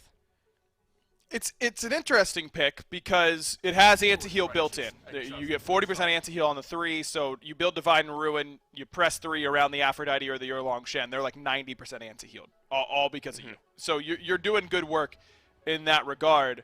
But it's not long-range damage. In fact, you look at what Renegades have, everything is really close range. I mean, Chang'e is a melee range mage. Achilles needs you to be melee range in order to stun you. Combat dodge, pretty close range. Serket 2, I mean, that's short range. You're really relying on Jake to bring targets to you, and then you being able to insta-kill off of that. I just don't know that Chang'e is going to bring that as much as Renegades want. Now, if Renegades can pull SSG into that same sort of all-over-the-place brawl style that we saw towards the middle and end of Game 1, I think adding that sustain, we saw how important the Hell was for them in Game 1. You have that in the Chang'e now. I think it can work, but if SSG is able to keep Renegades at arm's length, I think they should be able to win this one fairly easily. Yeah, a little self-sustain for the Renegades maybe keeps them in some of those fights a little bit longer. SSG, they have to switch things up, but nothing that makes them uncomfortable here for Game 2. It's time for the Renegades to bounce back. SSG versus the Renegades. Game 2. Let's kick it off. Thanks, Dawson and Aggro. Still me and Gore here with Doug on the camera, and Aggro leaning heavily towards SSG in this one. score, and I can't think of a whole lot of reasons to disagree with him. I mean, Dardes back on this Aphrodite. You do finally get Raffer off the Emoja, but only for him to fall down to the Ganesh, which he's equally as potent on. Cherio plays the Erlong Shin. The best you've done, I think, is force Vote down to this Hachiman, but even that's not still a bad pick. I think SSG are in a great spot. Yeah, I mean, you come into this, again, a lot of healing. Cherio got a pentakill on Erlong, so you really do have to give it a lot of respect. Ganesh has been great for Raffer. If they get aggressive early on here for the Renegades, it's not going to be too surprising to see them successful in the first 10 minutes or so, just because Ganesh, as well as I think Vote, Dardes, and maybe to an extent Cherio, they're going to take a little bit of time to come online and maybe scrap as much as they did last game. But I think there is something, and maybe some merit, to what the Renegades have drafted, what they're bringing into this. And it comes in the form of the anti-heal, right? Sobek's got 50% anti-heal on one of his abilities. Add in maybe a contagion or something, and that can jump up to like 75%. Venenu, if he gets a Divine Ruin, which I can't imagine he wouldn't, gets 90% anti-heal thanks to the 50% that he already has on his ability as well there in his Waltz. And then you add in Circuit's 100% anti-heal. There's a window of opportunity, I think, for the Renegades to find consistent kills. It's just how often those are going to be up. I mean, one of them's an ultimate, and one of them, or the other two, require you to be incredibly close to your opponent that you're trying to anti-heal. Not necessarily easily done with an Aphrodite. So while it's all there, Renegades definitely have their work cut out for them. Yeah, I think Renegades put a lot of pressure on Ben and Bera to have potent Waxing Moons and Fields of Love, right? I mean, those ultimates are so big for them in terms of the way they can control these team fights. Yes, they still have Jake with that Charge Prey, which is probably going to be their best initiation, but in terms of, like, denying any dive from SSG or looking for big AoE control, those abilities are going to kind of be it for them. I mean, you talked about it, though. They've got some good anti-heal option score. They'll be able to create some opportunities for sure. We saw how well Renegades fought into SSG last game. So it's not as if this is a mismatch or anything. Our Renegades are just outclassed. That certainly is not the case, but I think that it's hard not to just lean towards SSG here at this point as Raffer dashing forward, but not a whole lot going to happen there on this level 2 Sobek. Yeah, again, when you look at the damage pressure they're going to be able to put out, Hachiman might be able to get some good damage out, but again, Ganesh, if you go watch the Grandmaster's class, Raffer doesn't think too highly of his early game, and it's just because that's where he's weakest. No, he's not expecting Ganesh to come flying out of the gates the same way a Hercules would, or another pick like that, as both of our solo laners are low. Variety and Nika trading blows, but neither one willing to stick around when there's a minion wave adding in damage. So they both end up falling back. And we saw this similar pace in Game 1, right? I mean, eventually they started really fighting, and they never slowed down for 37 uninterrupted minutes. And I wouldn't be surprised if we see something similar like that happening in this game as well. These are two teams who are unafraid to take fights, and neither one looking to back down. And I feel like the Renegades, at least in my mind, are more likely to start engaging those fights a little bit sooner. I think, again, SSG, unless Cherio really wants something to go down, I don't think a lot of them are looking for these early fights. Similar to last game, most of them scale better into the late game, and they might scale a little bit better if they get there purely through farming than through fighting. But Cherio wants something, and Venenu is going to be the target. Lasper has shown up, but he's really not helping much here at all so far. The knock-up is there, and kind of right in the face of Lasper. Cherio is able to do all the damage they need. Plenty of help from Dardes there as well, of course, but in that 2v2, SSG were way ahead. Now, how could Lasper and Jake prevent this red buff from being invaded? That's the next big question. Well, guess you kind of got your answer there, huh? Looks like Renegades were able to just barely defend it on the tail end, I think, with Dardes not picking it up, and Cherio and the boys leaving, even though they got the pick, couldn't quite get the red. And I still think they get a lot of the experience that you need in a position like that. I think a lot will be telling based on where Venenu goes as of right now, since he's just clearing off a wave. But they'll get their own red buff. They'll be fine hanging out. And you know, I'm going to roll it back to that fight just because when you look at it, you were saying, like, Lasper not doing much. I almost challenge anyone out there to show me what you're going to do against an Erlong Shin and Aphrodite. Like, good luck. Like, you can maybe taunt them, separate them slightly with some CC, but no ult available to really grab anyone at that time. the most you're hoping for is that maybe Venenu's going to get some crazy amount of burst damage. Maybe somebody could tick to level 5. They just didn't have the advantage of experience in their favor. Now, a fight like that goes completely different for them. Even with the taunt there for Cherio, I think that would go in favor of Renegades. So they pick their opportunity really well there on SSG to make sure they get this small lead. So good timing then from SSG, really. It sounds like they're kind of capitalizing on a window where Renegades couldn't fight back quite as much as they might be able to later on down the line. But it's scary. I think they're going to need to be able to prove they can fight. If you're losing fights in the 2v2 on your tower line, doesn't bode well for the rest of the game. So we'll see how well they can fight back now that everyone's ticked over to 5 and has these ults. Renegade's got to be careful here, though. SSG have shown up here in numbers with Venenu still in mid. I think Renegades recognize that. Not much opportunity for any buff invades there. The blue will be successfully grabbed. SSG leave those Harpies up for Cheerio to get as the rest of them move up to defend that mid wave. But we got a first indication, I think, of how SSG are planning on playing this fight, or playing this game, rather. They are comfortable with Cheerio being that first man in and just kind of testing the response from Renegades and seeing what he can get away with. And in that situation, he was able to basically 100-0 Vin with some help from Dardas.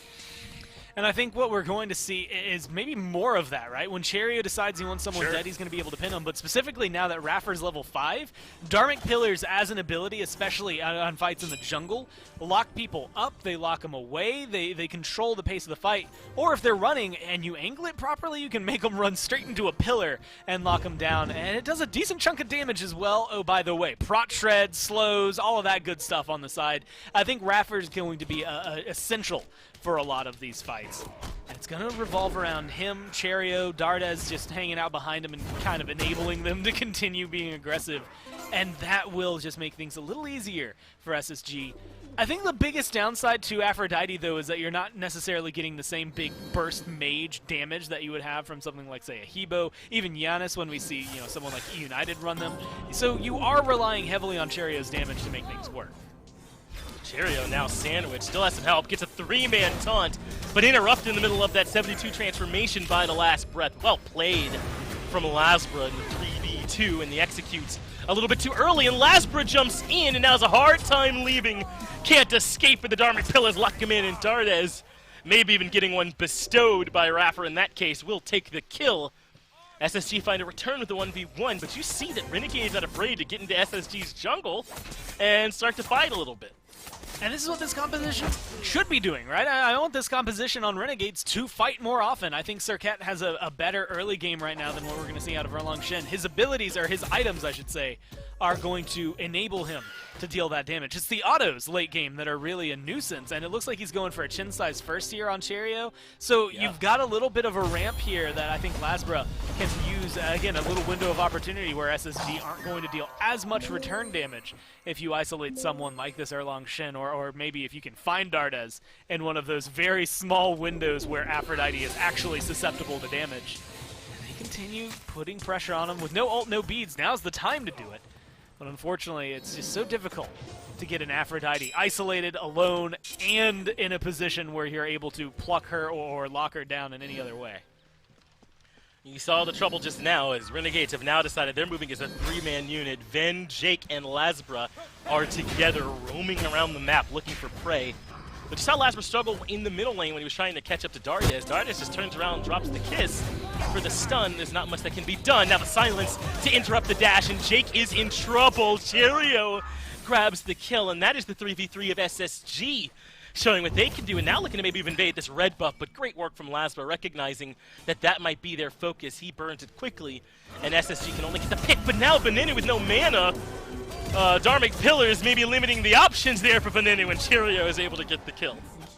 I mean, that's just good play from top to bottom, right? If you've ever been on the receiving end of a Ganesh silence, then you know how awful it feels to be locked in place, especially as a Sobek, when you're just a little ability away from getting away from this team fight. I mean, Jake had the dash, was trying to go, and gets caught off there, and Rafford showcasing again why this god is so good. Specifically in the hands of SSG, not a lot of people are running Ganesh at this same level, and I think Rafford just understands it enough to be able to bring it in and fold it in. It fits their style of play. And then unfortunately for Venenu, I mean, you're a Chang'e in mid lane with no mana. There's not much you can do there. That's just easy pickings for anybody at this point. And so, again, good on SSG recognizing where they're going to find control. Still scrappy, 5 kills this time around in 9 minutes, as opposed to last game, which was 9 kills in 9 minutes that they were keeping pace with. But it's still leading to a small lead, 500 gold, but still in favor of SSG, showcasing that they know what they're doing and that they're keeping the pace in their favor. And a comfortable, cozy game here for SSG so far. Just that one death for Cheerio when Renegades is 3v3. Lasbreven and Jake found him at his Harpies right here near where we are right now. So for Cheerio, the only one that's fallen so far for SSG, but everybody else feeling good, man. 1-0-3 for Dardez, 0-0-3 for Raffer with that perfect line. It's all been about the mid 3v3 for both these teams so far. Look at the side lanes. Relatively even, slight leads for actually both the Renegades' side lanes, which is not bad, but neither one of them have been involved so far. This is where SSG, I think, can thrive a lot of the time, when Dardez, Cheerio, and Raffer can work together to just be better than the enemy 3v3. They've done it so much up until now. I think Nika's kind of risen with this Amaterasu pick, but this is their bread and butter. And look, if you're telling me who to bet on, like the 3v3 that's been winning for SSG only gets better when Nika joins the fight. There's not much downside. Right. Not at all. Good work from Barracuda to make it out of there. Has to use the beads, but that was a minefield that he just escaped. Now Jake is inside the ultimate. They're looking to lock down one more target. That target is Dardez, and he has no way to get out. Venenu gets the damage. Lasbro using 2 escapes makes it out. Deathbane and Ambush. He shall escape, but the same cannot be said for Jake, who falls. It's mid lane for support, but Cheerio is able to get one more kill. Great work from Ben, though, with that first ability to at least cut down Cheerio and trade. So jungle mid for the duo lane of Renegades. Yeah, you get rid of 2/3 of the 3v3, and you get rid of the duo lane on the other side. I think better overall for the Renegades, maybe net neutral, just because Cheerio ends up getting more kills, and that's never going to be positive for anybody on the opposing side. But Renegades definitely being able to not only pull away a lot of that gold lead, which, again, was minimal already, but showcasing that they still have fangs to bite into SSG with. It's not just going to be laying over 4-1 this entire time in terms of kills. It's 6-3. They can keep pace a little bit in these team fights. They need more engagements like that, though, where maybe SSG overcommit at the beginning and you isolate Dardez immediately, because if Dardez lives even slightly longer through all of that, then you are not facing the same, I think, kills that come up in your favor. There's a lot more healing all of a sudden. He still maybe was able to apply his ult, things like that could come into favor. And soon enough, he's going to be level 12. I anticipate something like an Aegis coming online for him, so it'll be even more difficult to lock down then. And so there's small opportunities to take down someone like Dardez are going to be key and crucial for Renegades.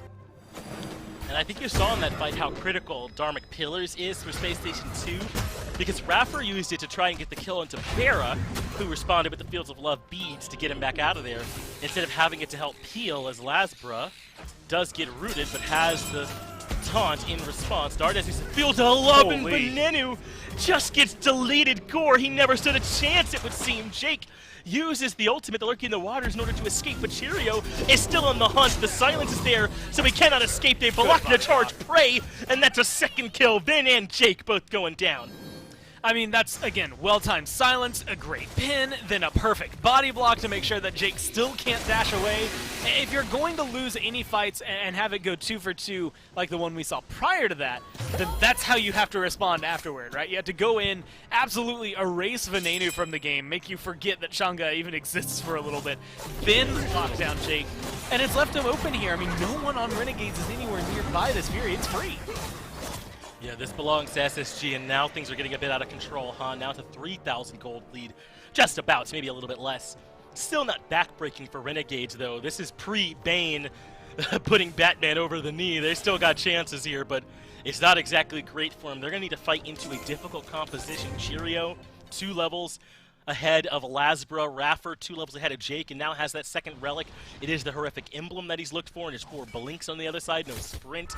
Gonna get a lot harder before it gets easier, but maybe Lasbra can brute force something here. He leaps in, still has the Deathbane to reposition, but no ambush. Uses that last breath, and is just barely able to get out of those Dharmic pillars without falling, but Renegades are re-engaging, and Nika is able to clean up Lasper in the back. Cheerio gets Barracuda. This felt like maybe Renegades trying to force a fight into a space station had the answer. Venenu falls as well. Jake barely escaping to the left, but he just barely gets out, and that leaves Variety all alone, high and dry, 4 for 0, as the Renegades tremendously overstep.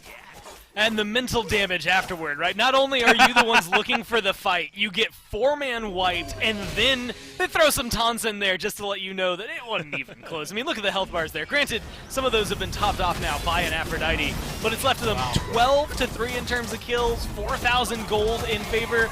I'm going to go ahead and say 14.5 minutes into the game starting a Fire Giant. The earliest Fire Giant I think we can say we've seen this year. Maybe not quite. I think we've had a 12-minute one, maybe an 11-minute one that came through that was just ridiculous. I'm forgetting one. There was an E-United 10-minute Fire Giant in that one, 17-minute game way back when in Phase 1. So there's been some ridiculous plays. But still, SSG making sure that things are completely accelerated in their favor with these objectives going their way. 6, 2, and 6 there if you look at Cheerio. But my eyes are on 0011. Out of 12 kills, Raffer's assisted 11 of them. This Ganesh is piloting things. Maybe it deserved to be banned. Well, look at the mid 3v3, right? Cheerio is a part of all 12. Dardes, 3, 1, and 8 has been a part of 11. And then as you already highlighted, Raffer's insane line of 00 and 11 is a part of 11 of them, right? It's been all this mid 3v3 just at every turn getting the better of Lasbra, Van, and Awesome Jake. They've not been able to compete throughout it. And I think that it comes down a lot to, remember that first blood, right, where Cheerio gets to Dardes before they're level 5, or not to Dardes, excuse me, to Venenu before they're level 5, and is able to find that kill. Space Station's 3v3 has been ahead basically since level 4. And again, it was all like a window of opportunity because they were only level 4, because that ult wasn't there for Vin or Lasbra. They didn't have any retaliation. Now you replay that in that exact moment at this level, and they wouldn't be too stressed out about it. You'd require a lot more, I think, from SSG to lock it down. But now with Fire Giant as well as this pathing, I mean, this is no care to the world. They want to fight. They're just running in, and Lasbra, unfortunately, is the sacrificial lamb, but he might not be the only one that falls, as Cheerio is quite low. Barracuda able to find that kill, and maybe SSG have overstepped because Variety gets the executor. Renegades are finding a couple of kills for themselves, but Nika hunts down Barracuda for a double. Vote puts down Variety, and Jake left watching his teammates in dismay. It ends up being a 4 for 2 in favor of SSG, and they're probably definitely going to get this left side Phoenix. They still got Vote alive to help them burn right on through it. I would love to be able to hear SSG's comms right there, because Vote did not even blink at that team fight. He was like, yeah, I'm getting the tier 2. I'm going to get this tier 2. Like, I'm not joining you guys. I'm not going to come over and fight. I am going to kill this tier 2. And then we'll see what happens, because after everyone, well, I say everyone, after 2 members of his team die, he rotates in to help kill off Variety and get more pressure onto the Renegades there. And hey, either way, he's 3-0-2. I think he's more than happy to help be a part of the fight at the very end. Plus, they get the Phoenix because he gets that tower. So take the delay all you want. I don't care if you're trading your lives for it. Cheerio and Raffer can die 10 times out of 10 for that one. I think it's a good trade for them. And they still have a minute and 15 to play around with this Fire Giant. There's still 2 tier 2 towers going down. Maybe they're looking for more fights, but there's plenty of objectives for them to shred as well. There is. Look at Cheerio making this pathing towards Barracuda, who didn't know. Has to use the beads right away. Has dropped the Fields of Love as well. And is looking to see if maybe can win the fight, but the knock-up too strong. Has to dash away. And Lasbra comes in to provide some support. So Barracuda will survive his brush with death, but that costs him beads. That costs him Aegis. That costs him his ultimate. And Cheerio has taken all that away from him for free.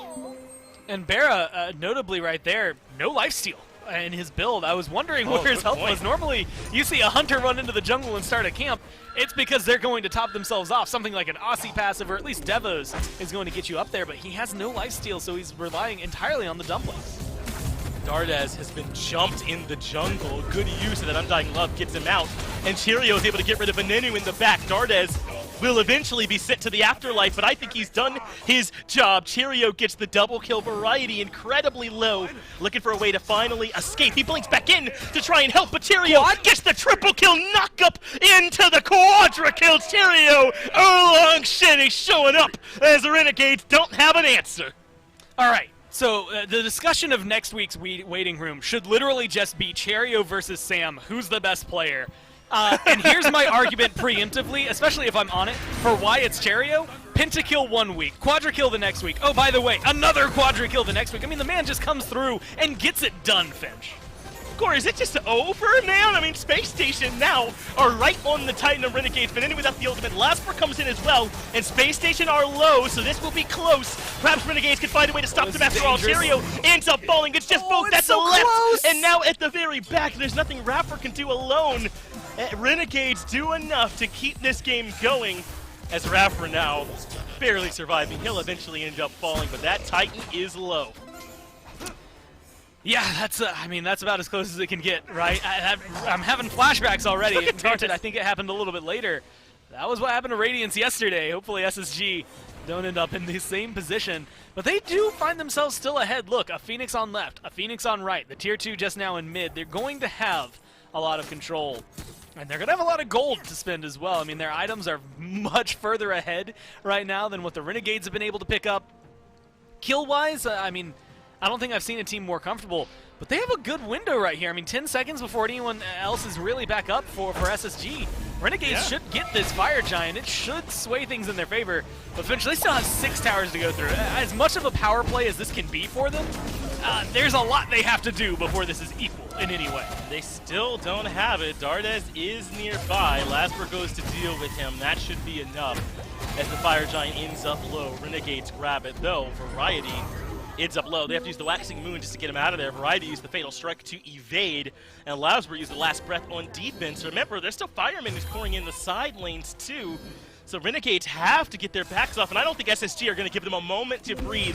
They know this is their moment of maximum leverage, so they should get aggressive. Last underneath the mid, Phoenix just barely gets away from Cherio's grasp. Meanwhile, in right, SSG continue to barrel in. Left side, Phoenix going to fall the second it responds to Cherio's anger. Jake won't even make it back to the fountain. He waves sadly from the wings as his team has to defend 5v4, and the Titan already under siege. They do drop the fields of love on it, but SSG go right for the big objective, and that's enough for the win. 21 minutes, 20 seconds, and SSG find the 2-0.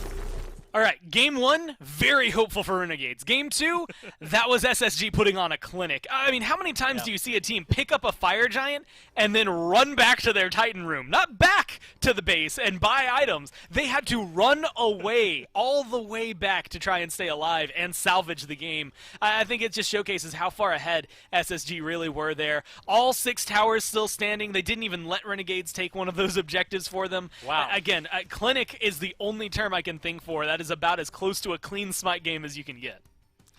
Yeah, very, very well done there by SSG. A bit of a bounce-back game after game 1 kind of went the distance. So SSG find the 2-0. Renegades are left reeling, and we'll break this down a bit more after this quick break.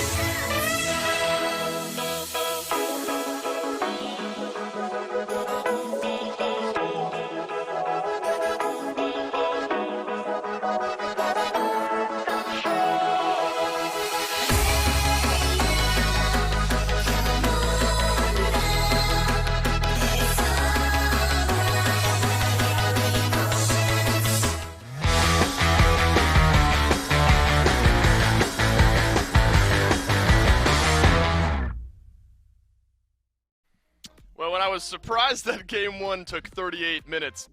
Game 2 is why, because SSG are the type of team that will beat you in 21 minutes if you let them, and unfortunately for the Renegades, they let SSG beat them in 21 and a half minutes here in Game 2. SSG win the set 2-0.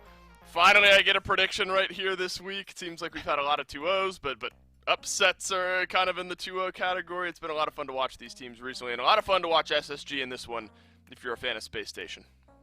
Yeah, if you like watching Cherio get triples and quadras and pentas, then yeah, today was fun for you for sure. He continues to just run it down with this Erlong pick and look fantastic on it. 12-4 for him in this game. But it wasn't just Cherry. I mean, it was the whole team. Vote had another good game. Raffer, I thought, was absolutely incredible on the Ganesh. 22 assists for him in a really impressive performance. I mean, he put out more damage than Vote or Barracuda, and he doubled Lasbra's damage in this game. Like I said, I just think that Renegades, you already – I've harped on it all day. Their picks and bans phase is going to be harder based on the way that their team likes to play. But you got to take calculated risks, I suppose. They take a risk on how this is going to work, how their picks and bans are going to work up against a team like SSG. They're going to try and leave open the Afro, pick some counter picks for it, match the sustain. Risk did not pay off today, Dave. No. It was pretty clean for SSG. Yeah, same conversation as before. You're always fighting an uphill battle, pick banning against Space Station, but you don't want to make it any harder on yourself than you might have to. One of the picks we talked about a good bit, and we've already mentioned here, Cherio on this Erlong Shen. Gormizer mentioned it, but it's always worth reiterating. A pentakill 2 times ago that we saw this. Not 2 pentakills, but 2 previous games for Cherio. A quadra kill in the last game that Cherio played the Erlong Shen, and also a quadra kill in this game when Cherio played Erlong Shen. Throw it to the pile, I suppose, Aggro, on picks that you maybe can't let SSG play. It's tough to beat this team, man. It's what the best teams do to you. It's that, you've got teams and players that are all very, very talented mechanically and have the opportunity to make plays when given that opportunity, but the ones that make you feel like you can't win when you give them 3 or 4 different gods in every single role just make it that much harder. And I think that's the big thing about SSG right now is that they are character specialists that can play the meta, that can set the meta, and then can beat you with anything you end up giving them. I think that's why they're one of the best teams, if not the best team in the entire SPL right now. Well, that's a question we're going to return to after we sit down with Raffer for a quick post-win interview. Take a listen. Thanks, Dave. I absolutely do have Raffer here. I'm sure bored with these post-game interviews at this point. The first thing I want to ask you here, man, is that it feels like you guys are always in a position where you're getting a pick or 2 somewhere that just runs the game. Is there ever a time when you guys feel like you're under pressure in the pick ban phase, or is it just easy for you guys? Nah, not picks and bans are just fairly easy. I won't lie, we tend to do picks and bans like 10 minutes before the games at this point. It's relatively easy, and teams are just they're really easy to read. Like, we knew exactly how the picks and bans were gonna go. There's obviously some teams you do struggle with a lot more, like Ghost will be one to a degree, but we know how they play. We'll have to see what happens in game. I was thinking that might be your guys' biggest strength, right? You're so strong in picks and bans, but I also think you guys have the best 3v3 in the league, right? Your mid-jungle support is such a strong core of your team. What do you think is the greatest strength of this SSG roster? Because for me, it's hard to pick between all the things you guys do well. If I'm going to be honest, it's probably... I see a lot in common with the team that won Worlds twice, I think it was the support player. I think a couple of commonalities. To answer it seriously, it's Cherry's really good. He makes my role just 10 times easier.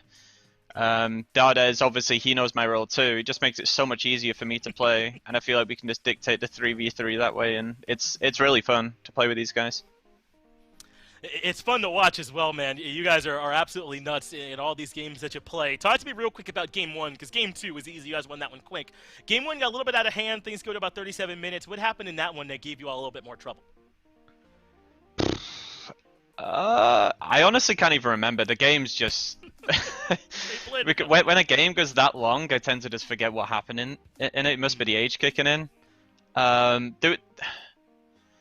what I do remember, it was just awkward firefights, people trolling. Dades, I think it was. Was it Dades who trolled? There's so many people make dumb mistakes in those long games. It is what it is. I prefer to lose in 20 minutes if I'm going to be completely honest with you, than winning 40 or 50 minutes.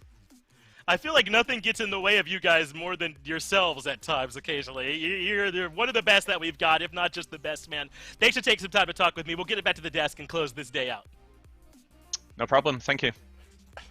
Finch asks Raffer, what's working so well for this team? And my mindset is, all right, he really wants to say himself, but he's not going to. And then he's thinking really long and hard about it. Wow, he's going to formulate a really good answer, and then he says himself anyway, before giving a serious shout out there to Cherio, who has been playing absolutely lights out. So Aggro, just prior to that interview, we kind of posed a question, the best, if not the best. Does the performance of Ghost today do enough for you that gives SSG the nudge for playing like the best team in the league at the moment?